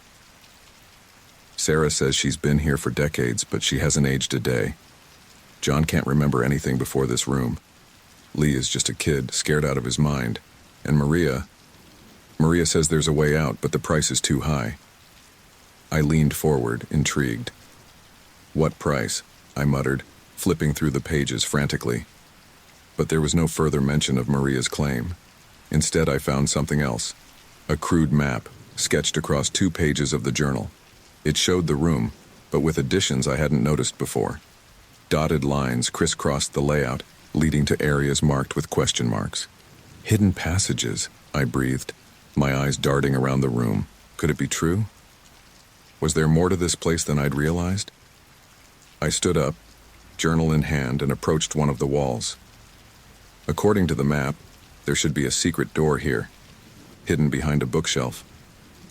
I ran my hands along the edge of the shelf, feeling for any kind of latch or mechanism. For a moment, nothing happened. Then, with a soft click, the bookshelf swung outward, revealing a dark passageway beyond. Holy shit, I whispered, peering into the darkness. Part of me wanted to dive in immediately to explore these hidden areas and search for a way out. But caution held me back. Who knew what dangers lurked in those shadowy corridors? I returned to the journal, hoping for more information. The final pages were a jumble of paranoid ramblings, but one entry caught my eye. Day 6. Tomorrow is the 7th day. The others have warned me about the awakening. They say it's when the room truly comes alive, when the barriers between our world and theirs break down. I don't know if I can survive it. If you're reading this, whoever you are, get out before the 7th day. Don't let them take you too. A chill ran down my spine. The awakening. Was that what I'd experienced last night? But no, I'd only been here for... how long? I'd lost track of time in this unchanging room. Hey, I called out, my voice echoing in the empty space. Can any of you hear me? Sarah? John? Lee? Maria? Silence answered me, broken only by the faint ticking of that unseen clock. I turned back to the journal, flipping to the final entry. The handwriting here was barely legible, the page stained with what looked disturbingly like blood. They're coming. God help me, they're coming. The faces, the hands, they're everywhere. I can't escape, I can't... The entry cut off abruptly, a long scrawl trailing off the page as if the writer had been dragged away mid-sentence. I closed the journal, my hands shaking. What had happened to the writer? Had they become one of the faces in the photographs? Or had they met an even worse fate? As if in answer to my unspoken questions, a whisper drifted through the room. 7 days, it hissed. 7 days, until you join us. I spun around, searching for the source of the voice, but the room remained empty. The photographs watched me impassively, their secrets locked behind glass and time.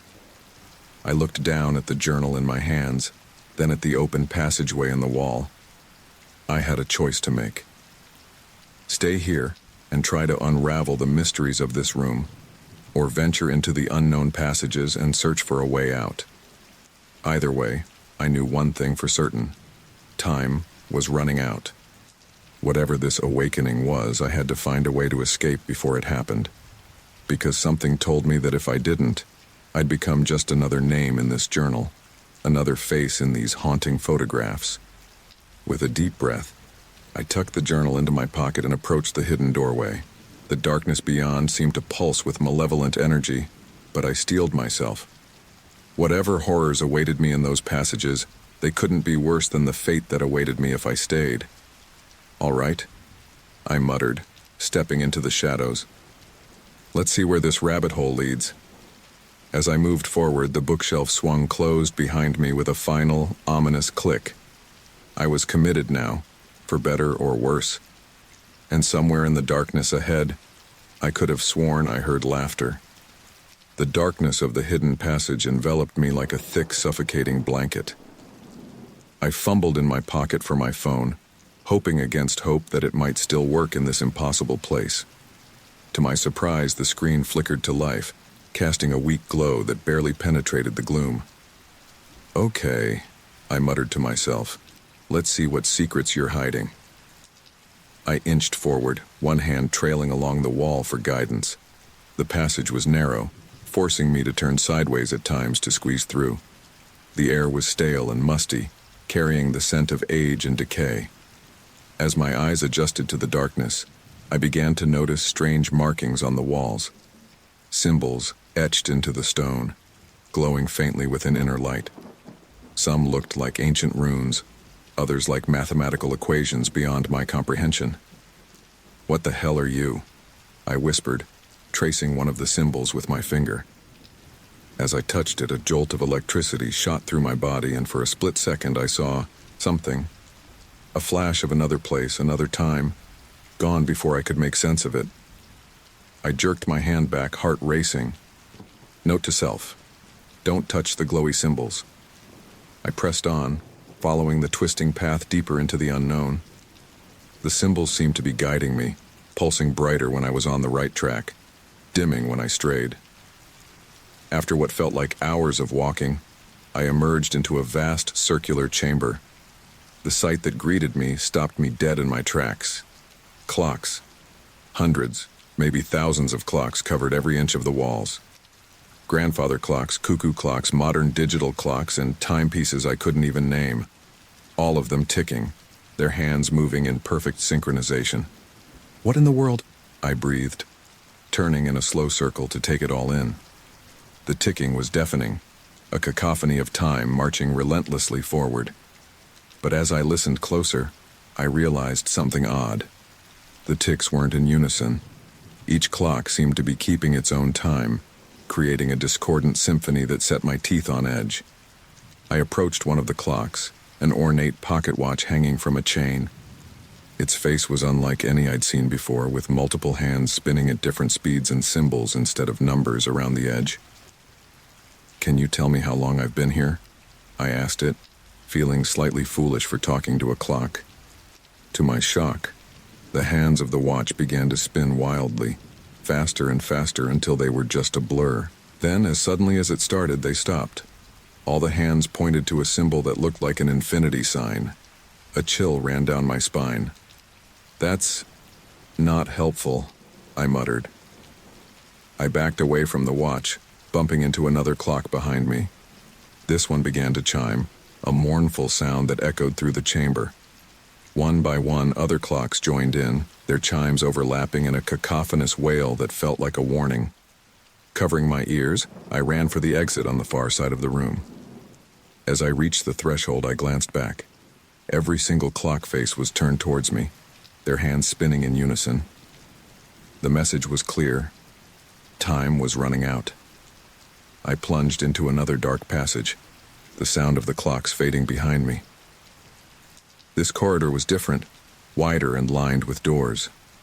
Each door was unique, some made of wood, others of metal. Some even seemed to be composed of pure energy, flickering and shifting as I passed. One door in particular caught my attention. It was a simple mirror, set into the wall like a doorway. But as I approached, I realized something was terribly wrong. There was no reflection. I waved my hand in front of the mirror, but the surface remained blank, showing only the corridor behind me. It was as if I didn't exist. "What the hell is going on?" I whispered, reaching out to touch the mirror's surface. As my fingers made contact, the mirror rippled like water. And suddenly I was looking at myself. But it wasn't me. Not really. The figure in the mirror was older, hair grayed and face lined with wrinkles I didn't have. Its eyes were sunken and haunted, filled with a despair that made my heart ache. As I watched, horrified, the reflection began to age rapidly, hair falling out, skin wrinkling and sagging until it was nothing but a skeleton grinning back at me.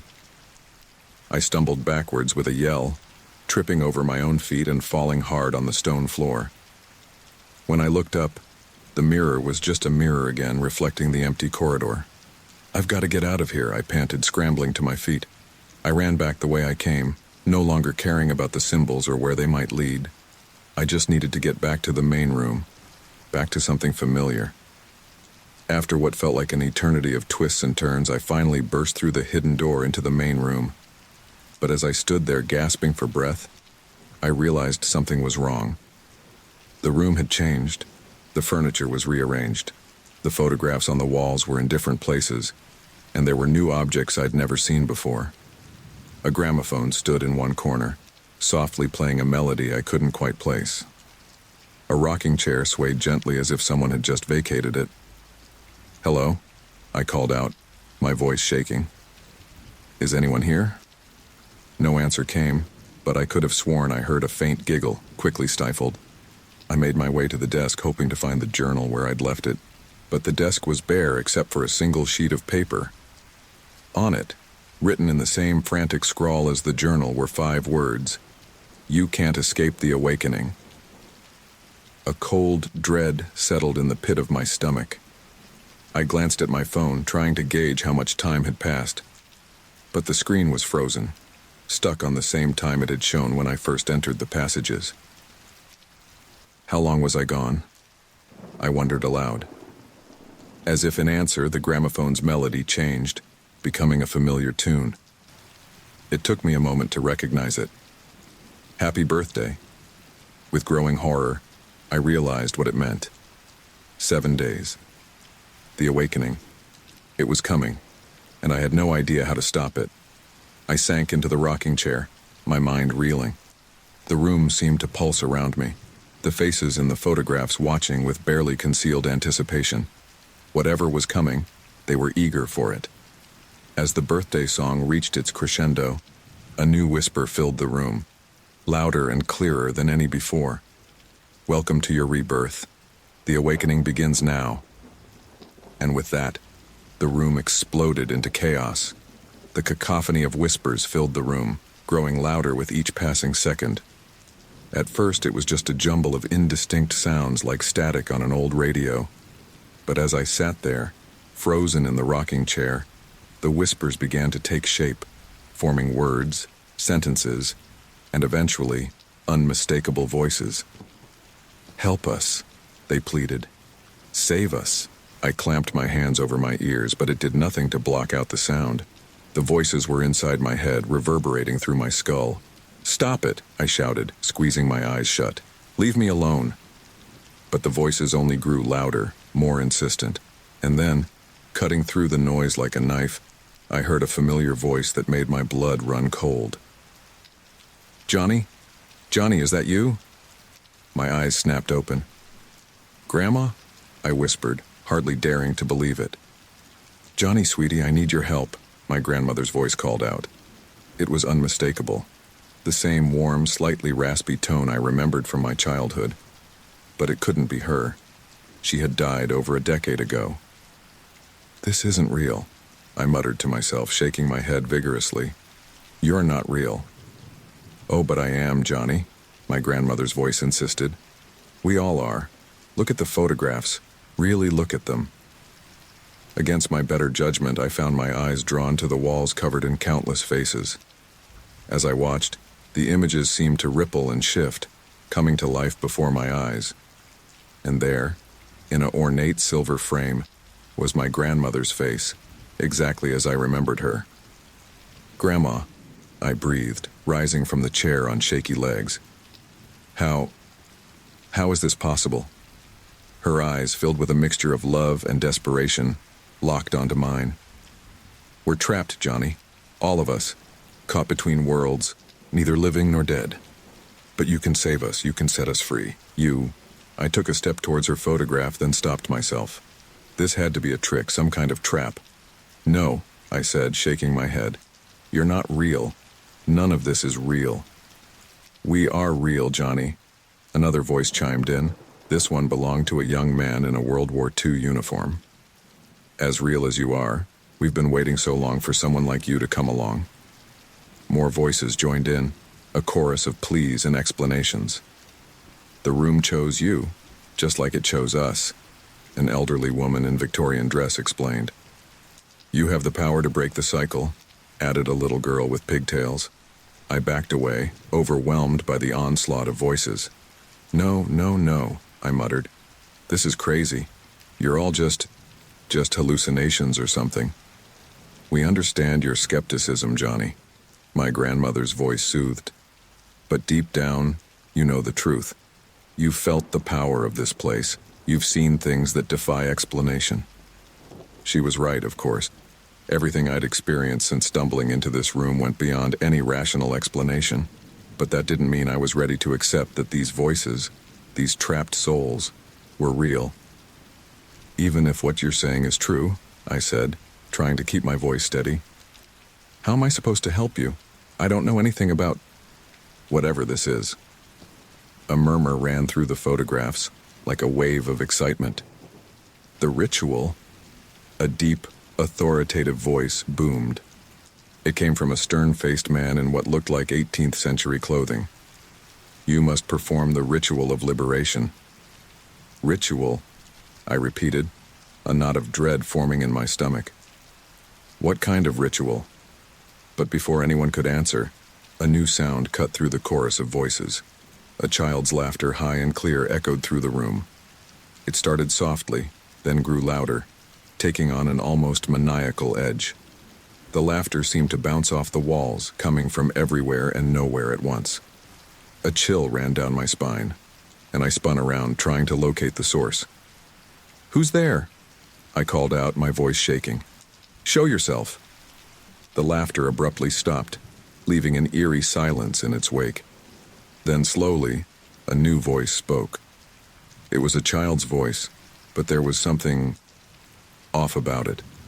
Something ancient and malevolent lurking beneath the surface. "Do you want to play a game?" The child's voice asked, its tone deceptively innocent. "Who are you?" I demanded, trying to sound braver than I felt. "I'm the keeper," the voice replied, giggling. "And you're our new playmate." A collective gasp went through the photographs, and I saw fear etched on every face. "Don't listen to it, Johnny," my grandmother's voice urged. "The keeper is the one who trapped us here. It feeds on our suffering." The child's voice, the keeper, laughed again. "Oh, come now. Don't spoil the fun. Johnny and I are going to have such a wonderful time together." I felt a presence behind me and whirled around. There, standing in the middle of the room, was a small figure. It looked like a child of about 8 or 9, dressed in old-fashioned clothes. But its eyes were black voids, endless and hungry. "What do you want from me?" I asked, my mouth dry with fear. The keeper smiled, revealing rows of sharp-pointed teeth. "I want to play, of course, and if you win my game, maybe I'll let you and all your new friends go free." "And if I lose?" I dared to ask. The creature's grin widened impossibly. "Then you'll join my collection. Forever." A chorus of voices erupted from the photographs, begging me not to listen, warning me of the keeper's tricks. But I couldn't tear my eyes away from the terrifying child thing standing before me. "What's the game?" I heard myself ask, as if from a great distance. The keeper clapped its hands in delight. "Oh, it's a simple game. All you have to do is find the key." "The key?" "Yes, the key that unlocks the door you came through. Find it before the next awakening and you all go free. Fail, and, well..." It gestured to the photographs with a giggle. I swallowed hard, weighing my options. Every instinct screamed that this was a trap, that I shouldn't trust this malevolent entity. But what choice did I have? "And how do I find this key?" I asked. The keeper's eyes glittered with dark amusement. "That's part of the fun. But I'll give you a hint. The key is hidden in plain sight, in a place you've already been." With that cryptic clue, the keeper began to fade, its laughter echoing through the room long after it had disappeared.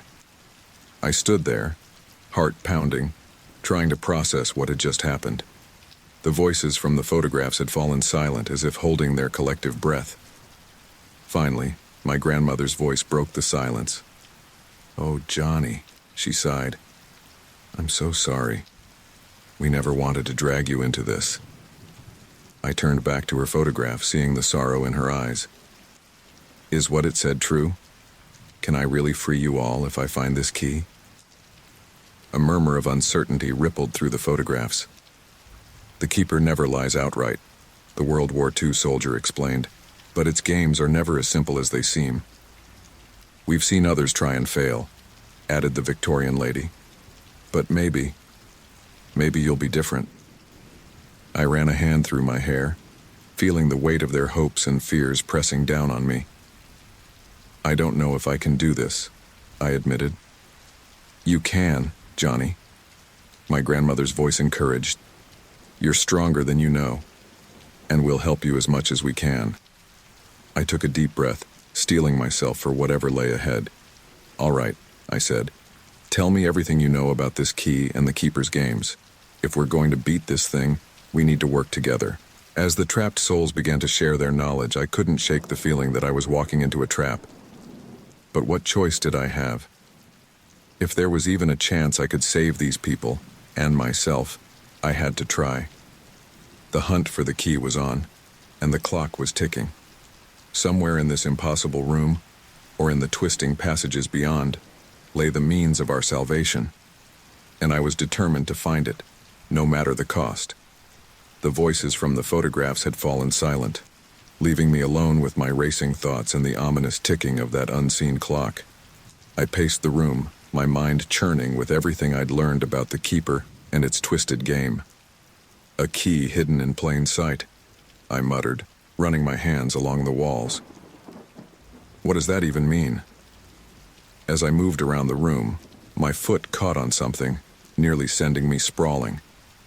I looked down to see a floorboard slightly raised, as if it had been pried up and not quite replaced properly. Hello, what's this? I murmured, kneeling down to investigate. I worked my fingers under the edge of the board, lifting it carefully. Beneath, in a small hollow space, lay a folded piece of parchment yellowed with age. With trembling hands, I unfolded it, revealing intricate diagrams and dense text written in a spidery hand. Instructions for the ritual of unbinding, I read aloud, my heart racing. Could this be it? As I scanned the document, a mixture of excitement and dread washed over me. The ritual described seemed to offer a way to break the Keeper's hold on this place, and potentially free all the trapped souls. But the warnings scrawled in the margins were chilling. Beware, one note read. The Keeper will fight to maintain its grip. Proceed at your own peril. I stood, clutching the parchment. Hey, I called out to the photographs. I think I found something. A ritual that might free you. The room seemed to hold its breath for a moment before erupting into a cacophony of whispers. The ritual of unbinding, my grandmother's voice gasped. We'd heard rumors, but never. It's too dangerous, the World War II soldier cut in. Many have tried, none have succeeded. But it might be our only chance, argued the Victorian lady. I held up my hands, silencing the debate. Look, I don't know if this will work, but it's the best lead we've got. I'm going to try it. A tense silence fell over the room. Finally, my grandmother spoke. We'll help you, Johnny. Tell us what you need. I consulted the parchment. Okay, it looks like I need to gather some items from around the room. A personal object from 5 different eras, a source of flame, and blood of the summoner. I swallowed hard at that last part. My locket, my grandmother offered. In my photograph, it should count for the 1950s. I approached her picture, and to my amazement, the locket seemed to peel itself off the 2-dimensional surface, becoming solid in my hand. I have a Zippo from Nam, a gruff voice called out. Back left corner. One by one, the trapped souls pointed out objects I could use. A Roman coin, a Soviet-era watch, a smartphone that looked barely a year old. As I gathered each item, I felt a strange energy building in the room like electricity in the air before a storm. For the flame, I found an old oil lamp on a shelf. Now all that remained was blood of the summoner, I muttered, eyeing the letter opener on the desk warily. Are you sure about this, Johnny? my grandmother asked, concern evident in her voice. I took a deep breath. No, I admitted, but I don't see any other way out of here. For any of us. With shaking hands, I arranged the objects in a circle on the floor, following the diagram on the parchment. I lit the oil lamp, its flickering light casting dancing shadows on the walls. The faces in the photographs seemed to lean forward, watching intently. Okay, I said, more to myself than anyone else. Here goes nothing. I picked up the letter opener, its blade glinting in the lamplight. Gritting my teeth, I drew it across my palm, hissing at the sharp pain. Blood welled up, and I let it drip onto the center of the circle. As soon as the first drop hit the floor, the air in the room seemed to thicken. The lamp's flame guttered and flared, growing to an impossible height. The photographs began to rattle in their frames. I unfolded the parchment, squinting at the incantation written there. The words were in no language I recognized, but as I began to speak them, they seemed to flow from my tongue as if I'd known them all my life. Ashta Voroth, Nexun Kai, Liberum Animas, Porta Aperta. The room began to shake violently. Books tumbled from shelves, furniture slid across the floor. The voices from the photographs cried out in a mixture of fear and excitement. "It's working," someone shouted. "Keep going." I raised my voice, almost shouting the words now as the shaking intensified. The objects in the circle began to glow, lifting off the floor to spin in a slow orbit around the central point where my blood had fallen. Tempus fugit, morte vincit, keeper sedere, libertas venire. As I spoke the final word, a deafening crack split the air. The floor at the center of the circle seemed to ripple, then tear open like fabric. A swirling vortex of darkness and light appeared, growing larger by the second. "You did it," my grandmother cried. "The portal is open." But something was wrong. The vortex wasn't the shimmering gateway to freedom I had imagined. Instead, it pulsed with a malevolent energy that made my skin crawl. And then I saw them. Hands. Dozens of them, reaching up from the depths of the portal. "No!" I yelled, scrambling backward. "This isn't right!" The hands grasped at the air, stretching further out of the vortex. They were desiccated things, more bone than flesh, with long, sharp nails that looked capable of rending flesh. "Johnny, run!" my grandmother screamed. "It's a trap!" I tried to get to my feet, but one of the hands latched onto my ankle, its grip like iron. I kicked at it frantically, but more hands joined the first, crawling up my legs. "Help!" I cried out, clawing at the floor as the hands began to drag me toward the portal. "Somebody help me!" The room was in chaos. The photographs were shaking so violently that some had fallen from the walls. The voices of the trapped souls filled the air, a mixture of panic and despair. "Fight it, Johnny!" the World War II soldier bellowed. "Don't let them take you!" I thrashed and kicked, but the hands were relentless. As they pulled me closer to the vortex, I caught glimpses of what lay beyond. A realm of swirling shadows and half-formed nightmares. The stuff of madness. Just as I was about to be dragged in, a new voice cut through the pandemonium. The child's voice. The keeper. "Tsk, tsk," it giggled. "Trying to cheat, are we? That's not how the game is played." Suddenly, the hands released me. I scrambled away from the portal, my heart pounding so hard I thought it might burst from my chest. The keeper materialized next to the vortex, its childlike face twisted in a mockery of disappointment. "I'm afraid there's a penalty for breaking the rules," it said, its black eyes glittering with malice. With a wave of its hand, the portal began to shrink. But as it closed, I heard screams.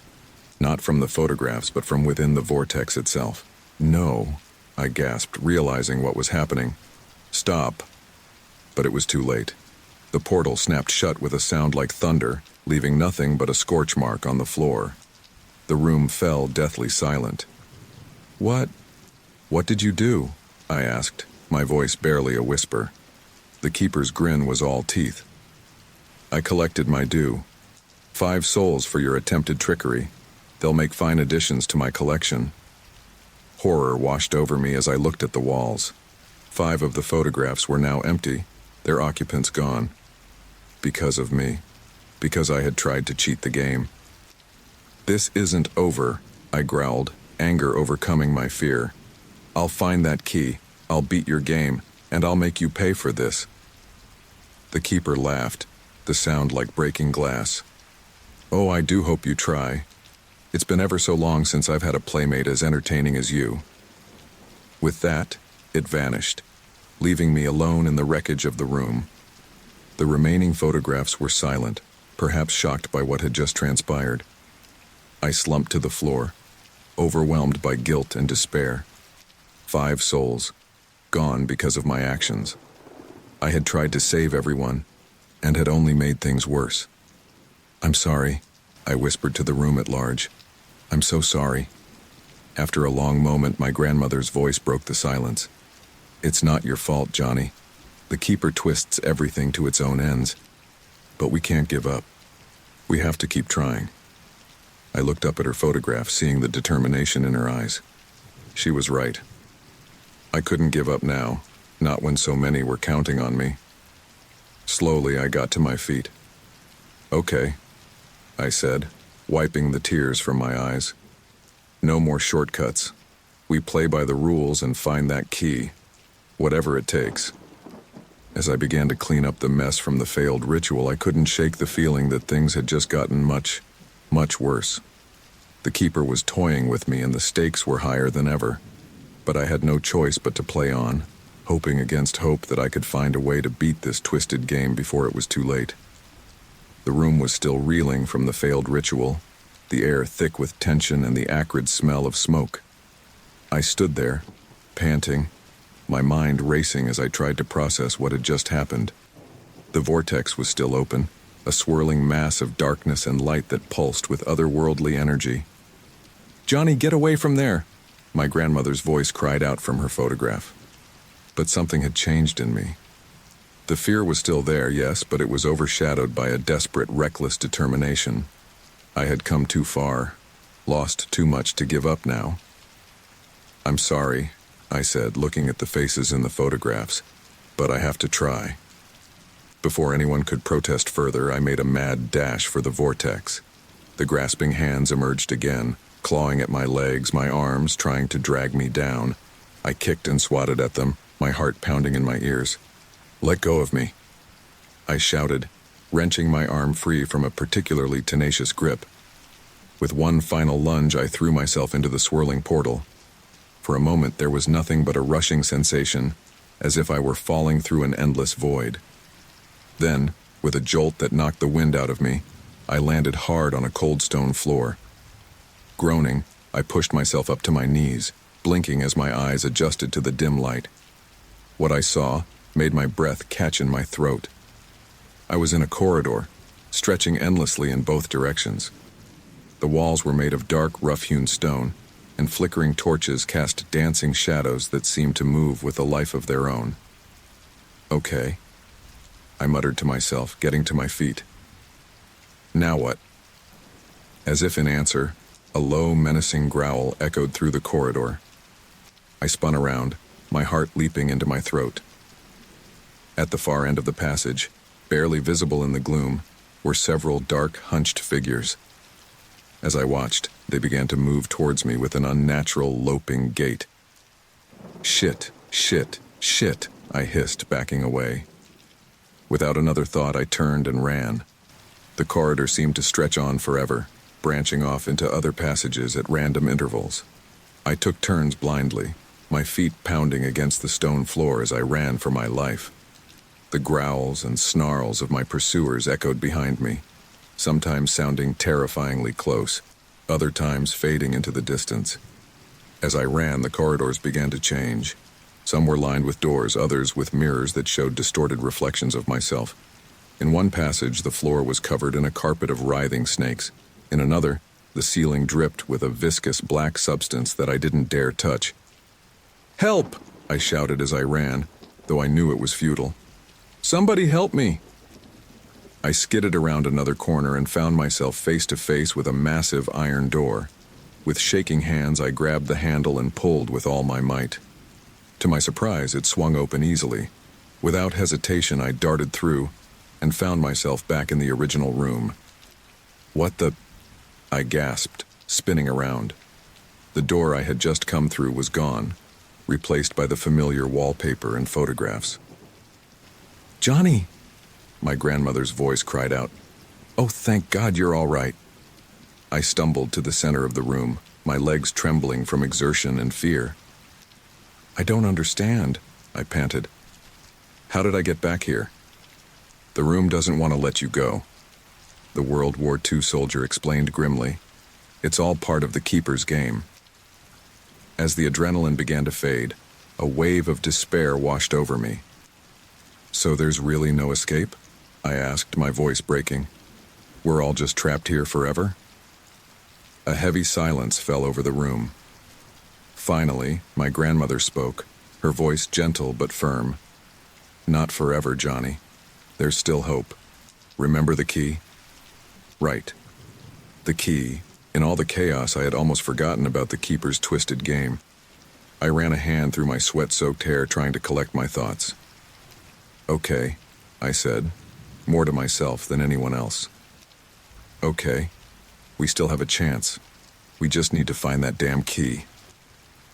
But even as I said it, I felt a shift in the air. A tension, an anticipation that hadn't been there before. The faces in the photographs all wore expressions of mingled fear and resignation. "Johnny," my grandmother said softly, "what day is it?" I frowned, trying to remember. Time had lost all meaning in this place. Then it hit me, and a cold dread settled in the pit of my stomach. "The 7th day," I whispered. As if triggered by my words, a low rumble began to build, shaking the floor beneath my feet. The lights flickered, and the air grew thick and heavy. "It's starting," the Victorian lady gasped. "The awakening." "What's happening?" I shouted over the growing noise. "What do I do?" But before anyone could answer, the rumbling reached a crescendo. The floor buckled, sending me sprawling. The walls seemed to ripple and shift, like reality itself was coming apart at the seams.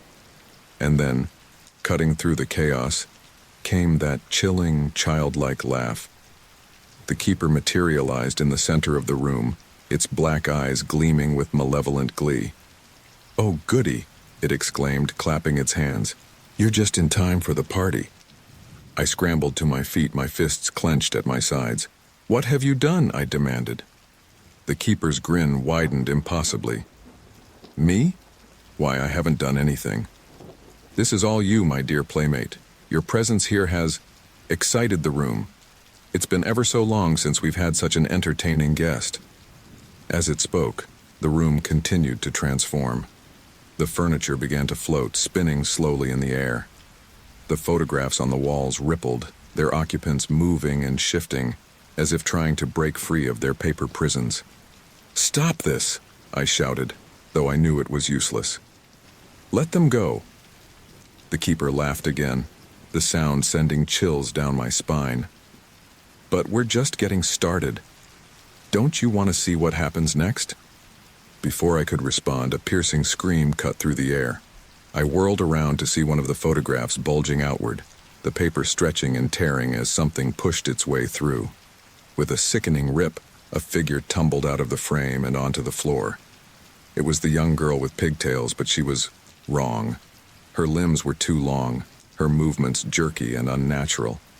As she raised her head, I saw that her eyes were pitch black, just like the Keeper's. "Oh, God," I breathed, backing away. More screams filled the air as other figures began to emerge from their photographs. The World War II soldier, the Victorian lady, even my grandmother. All of them twisted and changed, their forms flickering between human and something decidedly not. "What do you think?" the Keeper asked, its voice filled with pride. "I do so love a good makeover, don't you?" I turned to face the monstrous child, anger overcoming my fear. "Change them back," I demanded. "This isn't what they want." The Keeper's expression turned to one of mock surprise. "But isn't it? They've been trapped for so long, longing to be free. And now they are, free to join our little family." The transformed souls began to advance on me, their movements jerky and uncoordinated. I could see the struggle in their eyes, the last vestiges of their humanity fighting against whatever the keeper had done to them. "Johnny," my grandmother's voice rasped, her form flickering between her familiar self and something grotesque. "Run." But there was nowhere to run. The room had become a swirling vortex of chaos with no exits in sight. I was trapped, surrounded by the very souls I had been trying to save, now turned into monstrosities. As they closed in around me, the keeper's laughter echoed through the room. "Welcome to the awakening, my dear," it said. "I do hope you enjoy the show." I closed my eyes, bracing myself for whatever was to come. In that moment, I made a silent vow. No matter what happened, no matter what the keeper did to me, I wouldn't give up. I would find a way to save these souls, to end this nightmare once and for all. As the transformed figures reached for me with twisted hands, I opened my eyes, ready to face whatever horrors the awakening had in store. The game had changed, and the stakes were higher than ever. But I was determined to see it through to the end, no matter the cost. Yes, Chat Claude 3.5, Sonnet.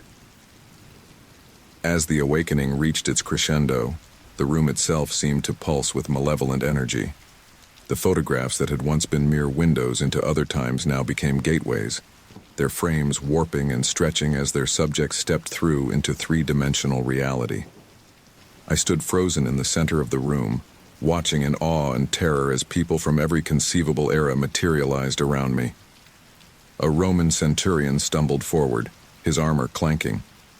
A flapper from the Roaring Twenties adjusted her beaded headband.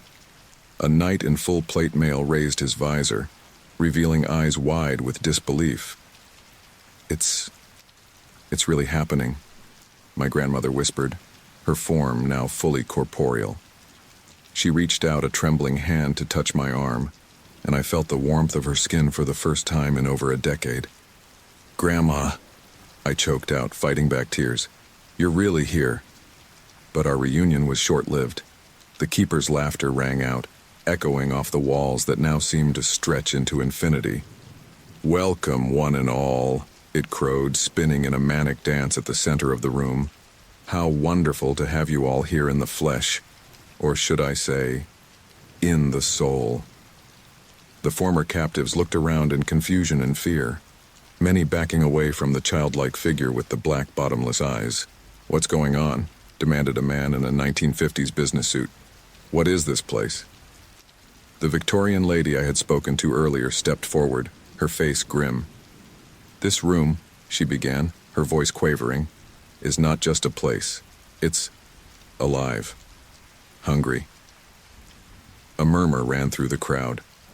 I felt my heart racing, sensing that we were on the cusp of learning some terrible truth. "What do you mean, hungry?"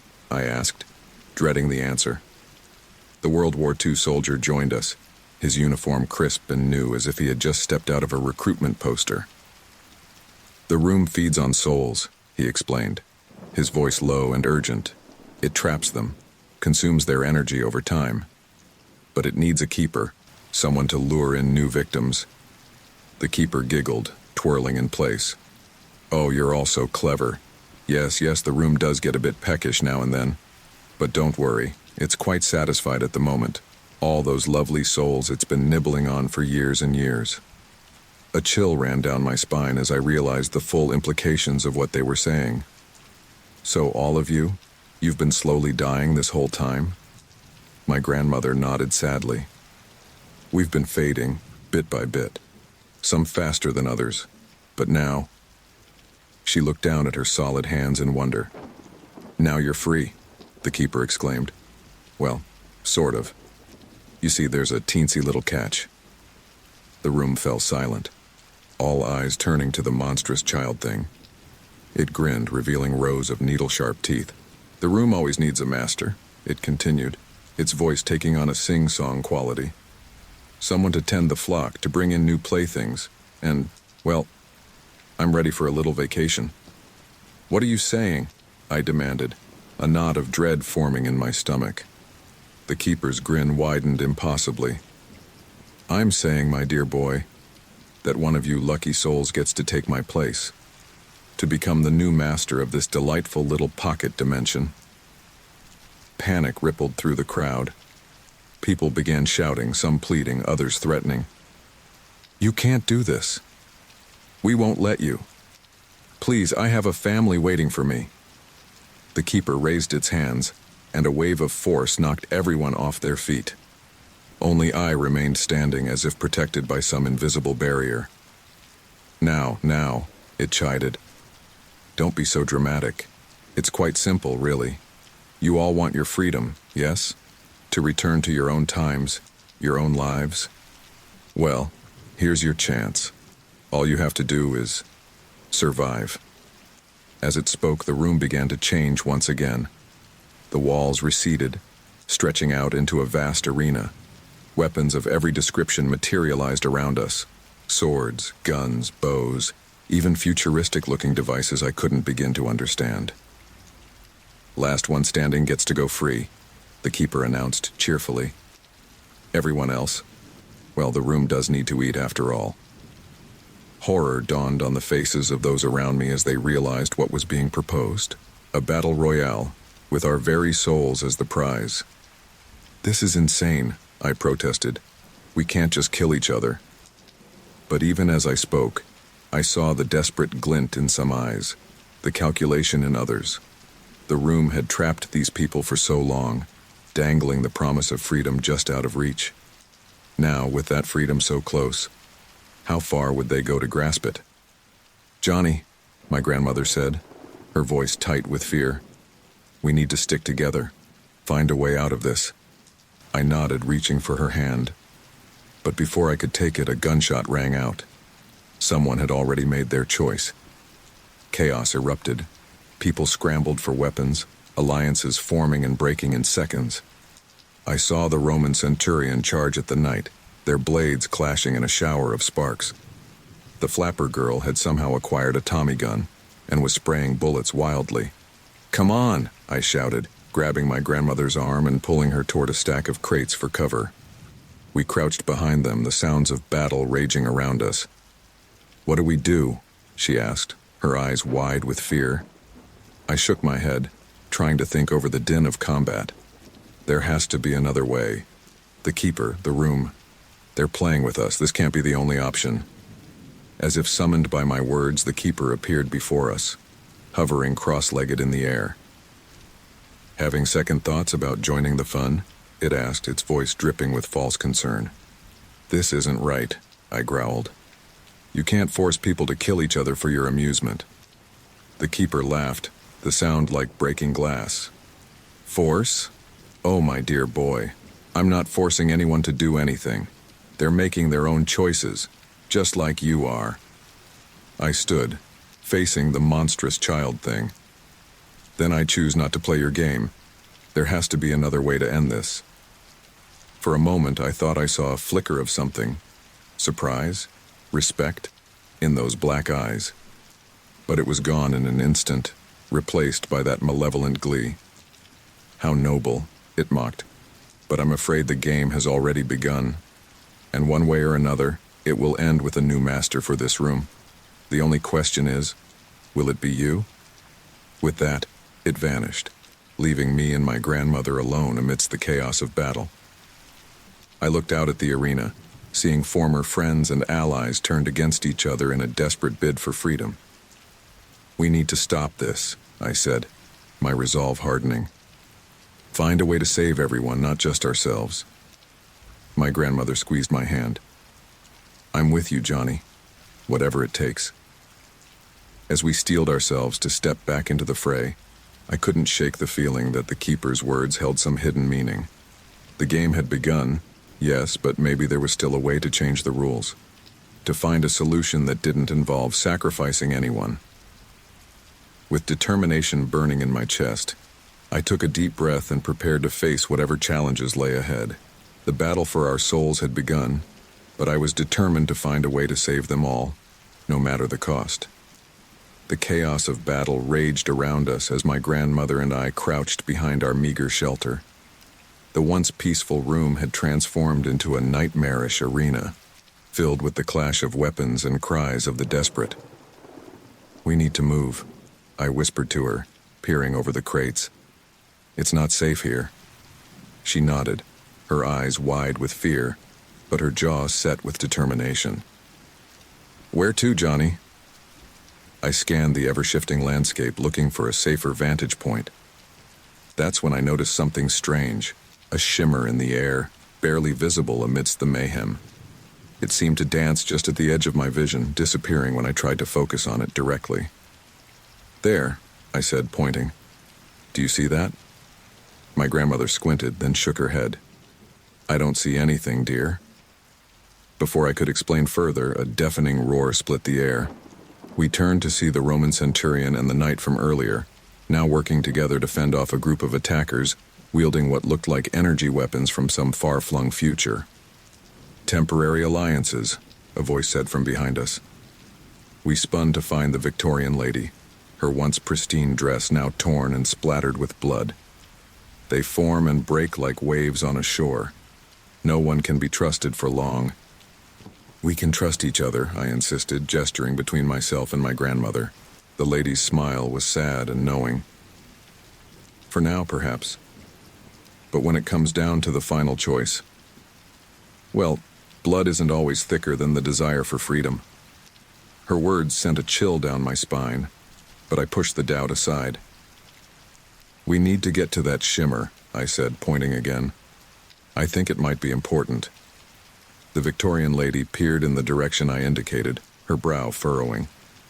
"I see nothing, young man, but if you believe it's significant, I'll help you reach it.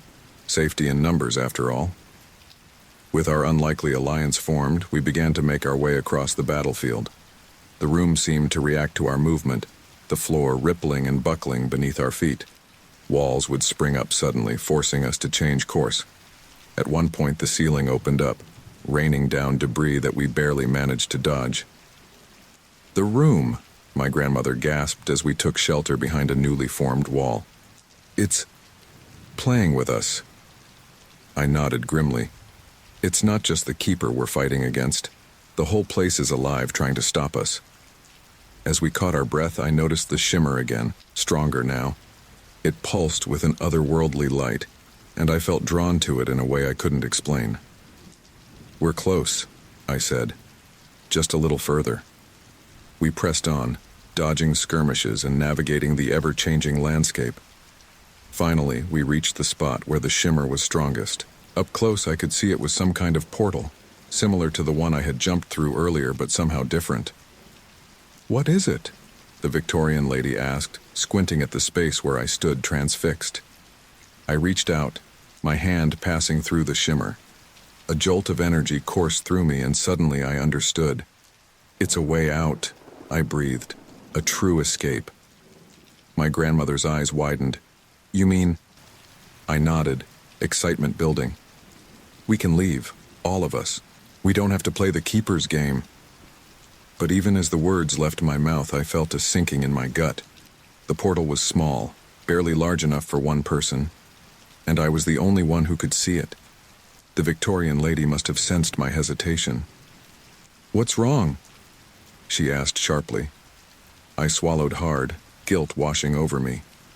It's not big enough for everyone, and I think only I can use it." The implications of my words hung heavy in the air. I had discovered a way out, a chance at freedom, but taking it would mean abandoning everyone else to their fate. My grandmother placed a hand on my arm. "Johnny," she said softly, "you have to go." I shook my head vehemently. "No, I won't leave you, any of you. There has to be another way." But even as I spoke, the battle around us intensified. The room shuddered, and I knew instinctively that time was running out. The Keeper's voice echoed in my mind.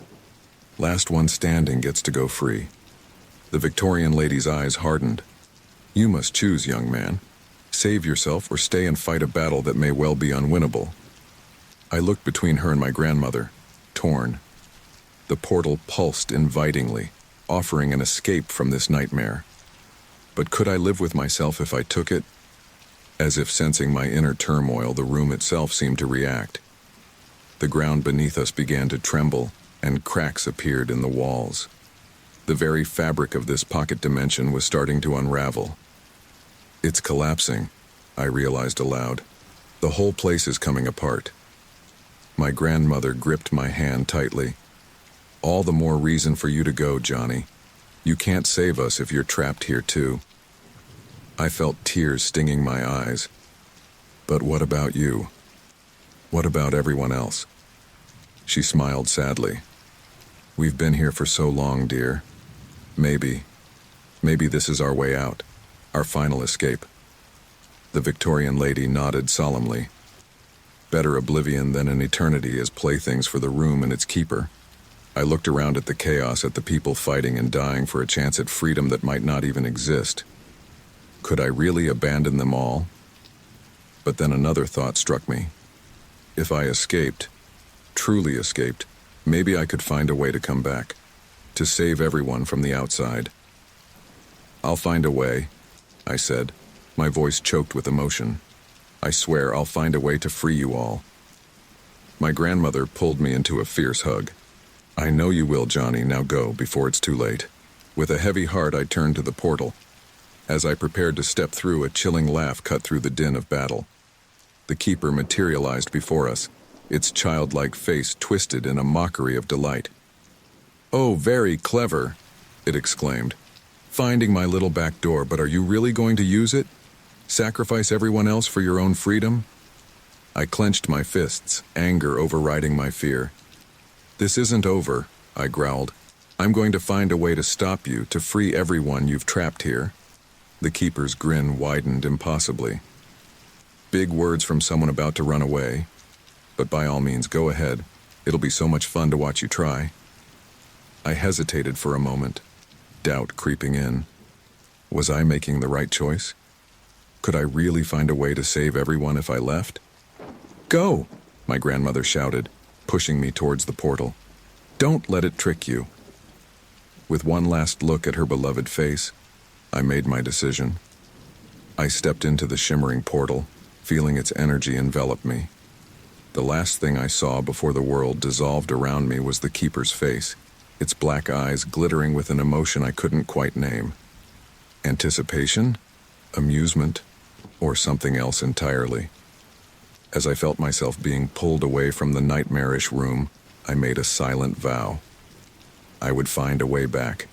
I would unravel the mysteries of the room and its keeper. And no matter what it took, I would save the souls trapped within. The world spun around me, reality itself seeming to fracture and reform. And then, with a jolt that knocked the breath from my lungs, I found myself.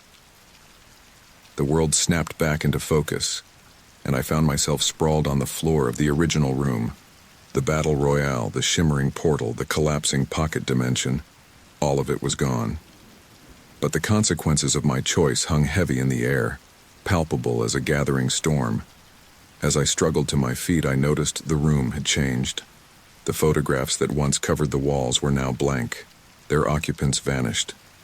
The furniture was weathered and decayed, as if centuries had passed in the blink of an eye. And there, in the center of it all, stood the keeper. "Welcome back," it said, its childlike voice dripping with malice. "Did you enjoy your little escape attempt?" I clenched my fists, anger and guilt warring within me. "What have you done with them? Where's my grandmother? Where are all the others?" The keeper's grin widened impossibly. "Oh, they're here, all of them. Can't you feel them?" And suddenly I could. The air itself seemed to vibrate with the presence of countless souls, their whispers just on the edge of hearing. I spun around trying to locate the source, but they were everywhere and nowhere at once. "What have you done?" I demanded again, advancing on the monstrous child thing. It giggled, the sound like breaking glass. I've done nothing. This is all you're doing, my dear boy. Your choice. Your consequences." The room shuddered, and I stumbled as the floor beneath me rippled. The walls began to bleed, a thick black substance oozing from every crack and crevice. "You see," the keeper continued, unperturbed by the room's transformation, Your little act of defiance has upset the balance. The room is hungry and you've denied it its feast. I shook my head, trying to clear it of the whispers that grew louder with each passing second. No, this isn't my fault. You're the one who trapped them here, who forced them to fight each other. The keeper's eyes flashed, and for a moment, I saw something ancient and terrible lurking behind its childish facade. I am merely a caretaker, a shepherd for lost souls. The room has always been here, always hungry. I simply facilitate its meals. As it spoke, the room continued to warp and change. The ceiling stretched upwards, disappearing into inky blackness. The floor became a writhing mass of shadows, grasping tendrils reaching up to ensnare my feet. Why? I asked, desperately trying to understand. Why do all this? What's the point? The keeper cocked its head, a mockery of childish curiosity on its face. Why does a predator hunt its prey? Why does a black hole devour everything in its path? It's simply the nature of things, my boy. The room hungers, and it must be fed. I felt a surge of defiance. No, I don't accept that. There has to be a way to end this, to free everyone you've trapped here. The keeper's laughter echoed through the twisting room. Oh, but there is. You could take my place, become the new master of this domain, shepherd the lost souls, bring in new playthings for the room to devour. It's quite a fulfilling job, I assure you. The very idea turned my stomach, but before I could respond, a new voice cut through the chaos. Johnny, my grandmother's voice called out, seeming to come from everywhere at once. Don't listen to it. There's another way. I spun around, trying to locate the source of her voice. Grandma? Where are you? We're all here, she said, her voice joined by a chorus of others. Trapped in the very walls of this place. But we've learned its secrets, and we can help you end this. The keeper's grin faltered for the first time. Now, it said, its voice taking on an edge of desperation. Let's not be hasty. Surely we can come to some sort of arrangement. But I ignored it, focusing on my grandmother's voice. What do I need to do? I asked. The door, she replied. The one you came through to enter this place. It's the key to everything. Suddenly the room's strange reactions to the door made sense. The way it had sealed itself, the feeling of crossing a threshold into another world entirely. You need to destroy it, another voice chimed in, the World War II soldier. Break the connection between this pocket dimension and the real world. The keeper snarled, all pretense of childishness gone. You fools, do you have any idea what that will do? The consequences will be better than an eternity of torment, the Victorian lady's voice interrupted. Do it, Johnny. Set us all free. I turned to face the door, which now looked ancient and forbidding, its wood warped and blackened. As I approached it, the room's attempts to stop me intensified. The floor buckled beneath my feet, walls sprung up in my path, and spectral hands clawed at my clothes. Stop! The keeper shrieked, its form flickering and distorting. You'll doom us all. But I pressed on, driven by the whispered encouragement of the trapped souls and my own burning desire to end this nightmare. As I reached the door, I placed my hands on its surface, feeling the pulsing energy within. How do I destroy it? I asked, my voice barely a whisper. With the truth, my grandmother replied. Speak the true history of this place, acknowledge its power, and reject its hold over you. I took a deep breath, centering myself as the room raged around me, and then I began to speak, the words coming to me as if from some deep, hidden well of knowledge. This apartment, this door, they were never meant to exist, I said, my voice growing stronger with each word. Built on cursed ground, constructed with materials soaked in blood and pain. A confluence of tragedy and dark ritual created a tear in reality, a hungry void that has fed on lost souls for centuries. As I spoke, the door began to vibrate beneath my hands. The keeper howled, its form unraveling like smoke in the wind. I acknowledge your power, I continued, the pull you have on the souls of the lost and lonely, but I reject your claim on them. I reject your hunger, your endless cycle of torment. This ends now. The door cracked, a blinding light spilling from within. The room shuddered, reality itself seeming to bend and warp around us. "What have you done?" the keeper wailed, its voice fading as its form dissipated. I gritted my teeth, pushing against the door with all my strength. "I'm setting them free," I growled. "All of them, and you can't stop me." With a final titanic effort, I shoved against the door. It shattered like glass, and a tidal wave of energy exploded outward. I was thrown backward, tumbling through a maelstrom of light and shadow. For a moment that felt like an eternity, there was nothing but chaos. And then, slowly, reality began to reassert itself. I found myself lying on the floor of a dusty, abandoned apartment. The walls were bare, the furniture gone. Of the nightmarish room and its trapped souls, there was no sign. As I struggled to my feet, my head spinning, I heard a faint whisper, my grandmother's voice, barely audible. "Thank you, Johnny. We're free now. All of us." Tears stung my eyes as I realized the full impact of what had just happened. The cycle was broken, the hungry room destroyed. But at what cost? As the dust settled around me, I became aware of a new sensation, a weight in my mind, a presence that hadn't been there before. With growing horror, I realized that destroying the room hadn't simply freed the souls trapped within. It had transferred them to a new vessel, me. I staggered to the apartment's grimy window, staring at my reflection in shock. For a moment, I thought I saw countless faces superimposed over my own, their expressions a mixture of gratitude and sorrow. "Oh God," I whispered, "what have I done?" As if in answer, I felt the stirring of countless minds within my own. The trapped souls were free from the room, yes, but they were far from gone. They were a part of me now, their knowledge, their experiences, their very essence intertwined with my own. I stumbled out of the apartment, my mind reeling with the implications. The nightmare of the hungry room was over, but a new one was just beginning. I had become a living repository of lost souls, a human doorway to a realm beyond our own. As I emerged onto the street, blinking in the harsh sunlight, I knew that my journey was far from over. I had ended one cycle, but in doing so, I had begun another. The whispers of the souls within me grew louder, each with its own story, its own unfinished business. I took a deep breath, steeling myself for whatever lay ahead. The hungry room was gone, but its echoes would live on through me. And somehow, I knew that my role as a guardian of lost souls was only just beginning. The street stretched out before me, full of unknowns and potential dangers, but for the first time since this whole ordeal began, I felt a glimmer of hope. I wasn't alone anymore, and together, we would face whatever came next. With one last look at the apartment building behind me, I set off down the street, ready to write the next chapter in this strange and terrifying story.